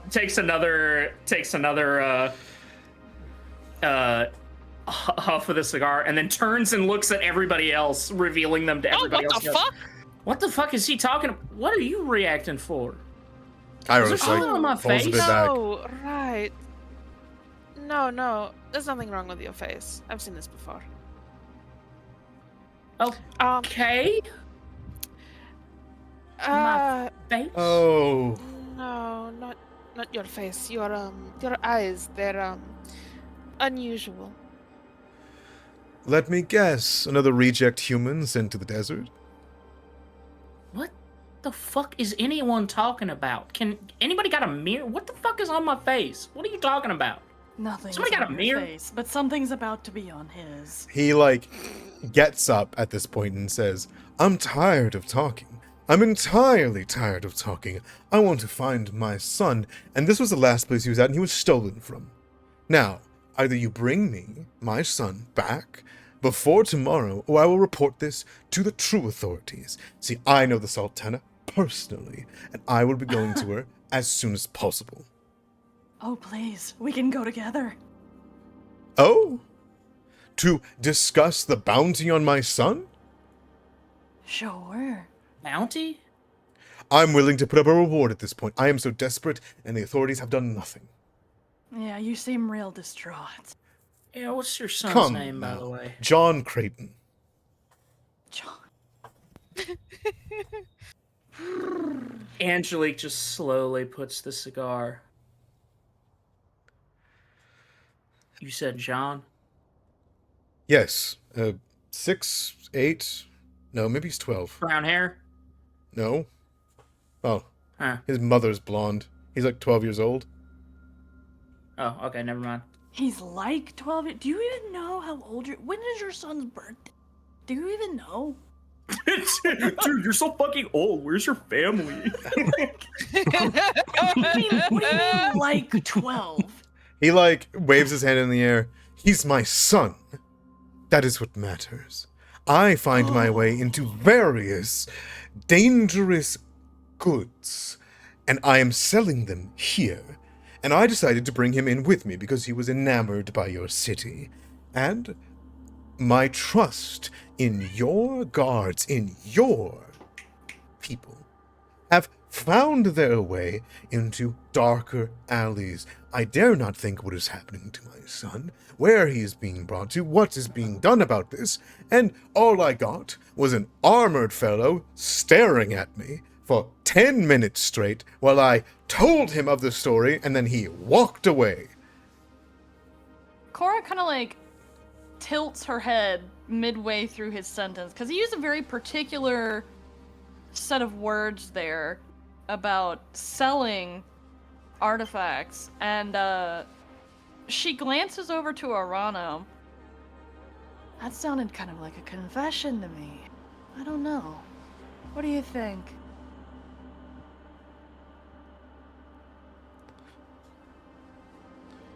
Is that whenever you say what you say in the chat there, Arano? Yeah. He says, Oh, that was typed beforehand, but yeah. yeah. He, Sure. Yeah. Breaking the conversation, He looks between the two of you and says, so you're just criminals masquerading as police. You don't care for a child who's been abducted? Of course you don't. And I'll have you know, I sell my Anubian relics to the Sultana and her family. That is where I get my riches, my fame, my fortunes, as I travel the world. I am a known seller. I'm a sense motive that Yeah, go for it. that he knows the Sultana like personally. Yeah, on go for any- I'll do one too. Yeah, absolutely. I cannot. Yeah, sure. There we go. Sorry. Sense motive. Does this guy actually know the Sultana, or is he just saying shit to try to get us to help him? I wouldn't be surprised if he's telling the truth, but I would be surprised if he was telling it genuinely. I'd be surprised if he's telling the truth. Cora, you get the feeling, and like, it's not like the other two of you can't tell. He seems like he wears everything out in front of him, and it's difficult to parse what this man actually wants. If he's actually a grieving mother, if he is ready for violence. I think what you do get, Angelique, is that he is confident that if things came to blows, he would be okay, or that he would be able to get out, because you get the feeling of a man who has been in extremely dire situations and have gotten out of them before. You get like experience out of him, like he is a well-trained tomb delver we'll call it, that has fought in many things. But on your end, Cora and Ignis, you both have this thing of like, if your friend got famous and never talked to you again, like, oh, they're still my friend, you know? I think you get the feeling of like, Jerry Creighton is very clearly somebody who has been to Kirat before. He walks around as if he is. He's found a cold place, because this is one of the colder places in Kirat, where he can sell his things and hang out, and this is where humans could like survive without being baked in the sun. He clearly knows his way around here. He clearly has been around here a lot. You have the feeling that this is his best haunt for selling his Anubian finds that he clearly is delving for and getting. The fact that he knows the Sultana, you don't think personally. You think he likely sells his objects to the Sultana. It is a web of influence from her, and the Zinzara family. So you think he's telling the truth that he does know the Zinzara family.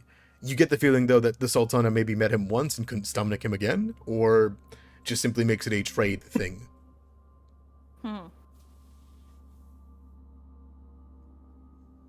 But you can tell that the desperation in his voice is, obviously, you know this, humans aren't allowed in Kirat for very long. You likely think that he has to leave soon, and if his son is gone, like, he's trying to push for someone find my son. And he is clearly taking it on everyone around him at all times. I mean, if I was his son, I would run away too, but that's just me. Sure. Give me... Arano, you're watching this. Rahima, you're watching this, right? Mm-hmm. You can guys give me a seek or a sense motive. Are you guys looking at anything in particular during this whole conversations? And I'll obviously, Raptor, I'm going to end soon. I apologize. It's okay. You're good. Gotta open stuff back up. I had to reload because the icons weren't there. Okay.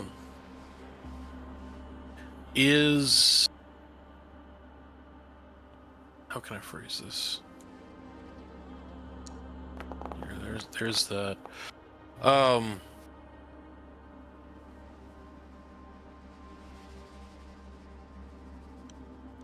Have I heard of this person before? Have I, in any of my yes, dealings? I think you have. Anubian relics have been brought in, or like think trade has been done. You know Creighton. Creighton is a name that like is known around of like somebody who sells. There's a trade agreement between them. Every once in a while, every few years, he comes to Kirat and sells his relics that he found for the highest bidder. And usually that's the Sultana. The Sultana usually donates them to the museum or makes use of them, you know. But anything more about him, you never met him before. You never seen him in the city before. But he seems to be peddling himself as a worldwide known name amongst non-tieflings. You do notice this, Arano. When he starts to shout and stand up, the curtain in the back here twitches.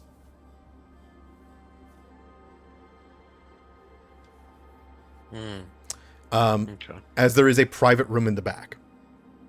Rahima, I didn't see you roll, but I'm curious if you did want to. I did want to, sorry. I was going to describe what I was looking at. I was looking at to see if there was anybody else around here that seemed to be, I don't know, like doing anything. Is there any other suspicious shit happening, basically? Seek fine? Yeah, seek's fine. You spy a small-sized creature's red eyes poking up behind the private curtain. Like bright brimstone red eyes, staring and watching the conversation. He's clearly trying to hide from the whole conversation. Rahima just points. Hey, look! There's a little guy back there behind the curtain. Cora locks onto that like a fucking bloodhound. She's so over this dude that she's ready for the next thing, and she came here for one thing and one thing only. So he says, "So you're turning me away? Enough of this!" And Jerry like throws his hands up, and he like grabs Jim, and he says, "We're going back to the ship. enough of this. I'm tired. You bring my son back to me, or I will have words with the Ruby Court. And he will stand up, and he will march out, pushing everyone out of the way.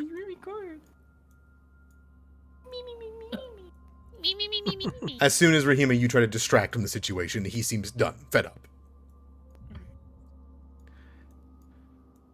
You hear scuffling in the other room. Patronage.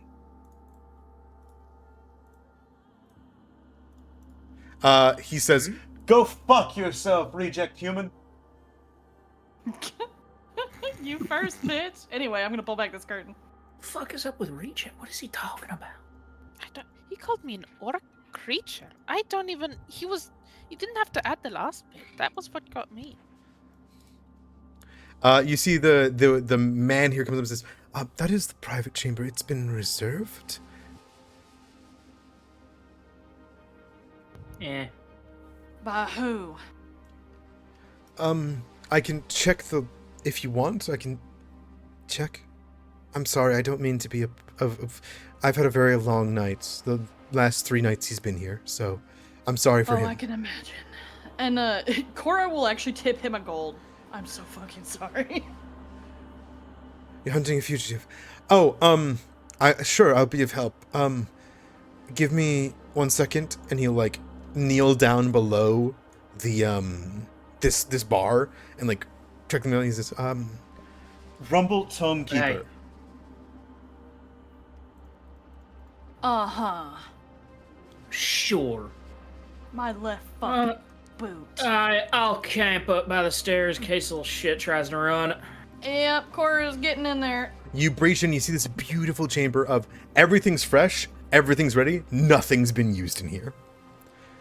You obviously and very clearly see a bunch of pillows beginning to rough over here. Uh-huh. I'm gonna start scuffling through them. You hear, please. And as somebody tries, you hear somebody hiding. How do you counteract a hide to seek? Oh, you know he's there. You can go over there. Oh, okay, yeah. I'm trying here. Yeah, it's okay. Bitch. Do you just flip up the pillows? Yeah. Okay. And you see a black silken suit in a veil.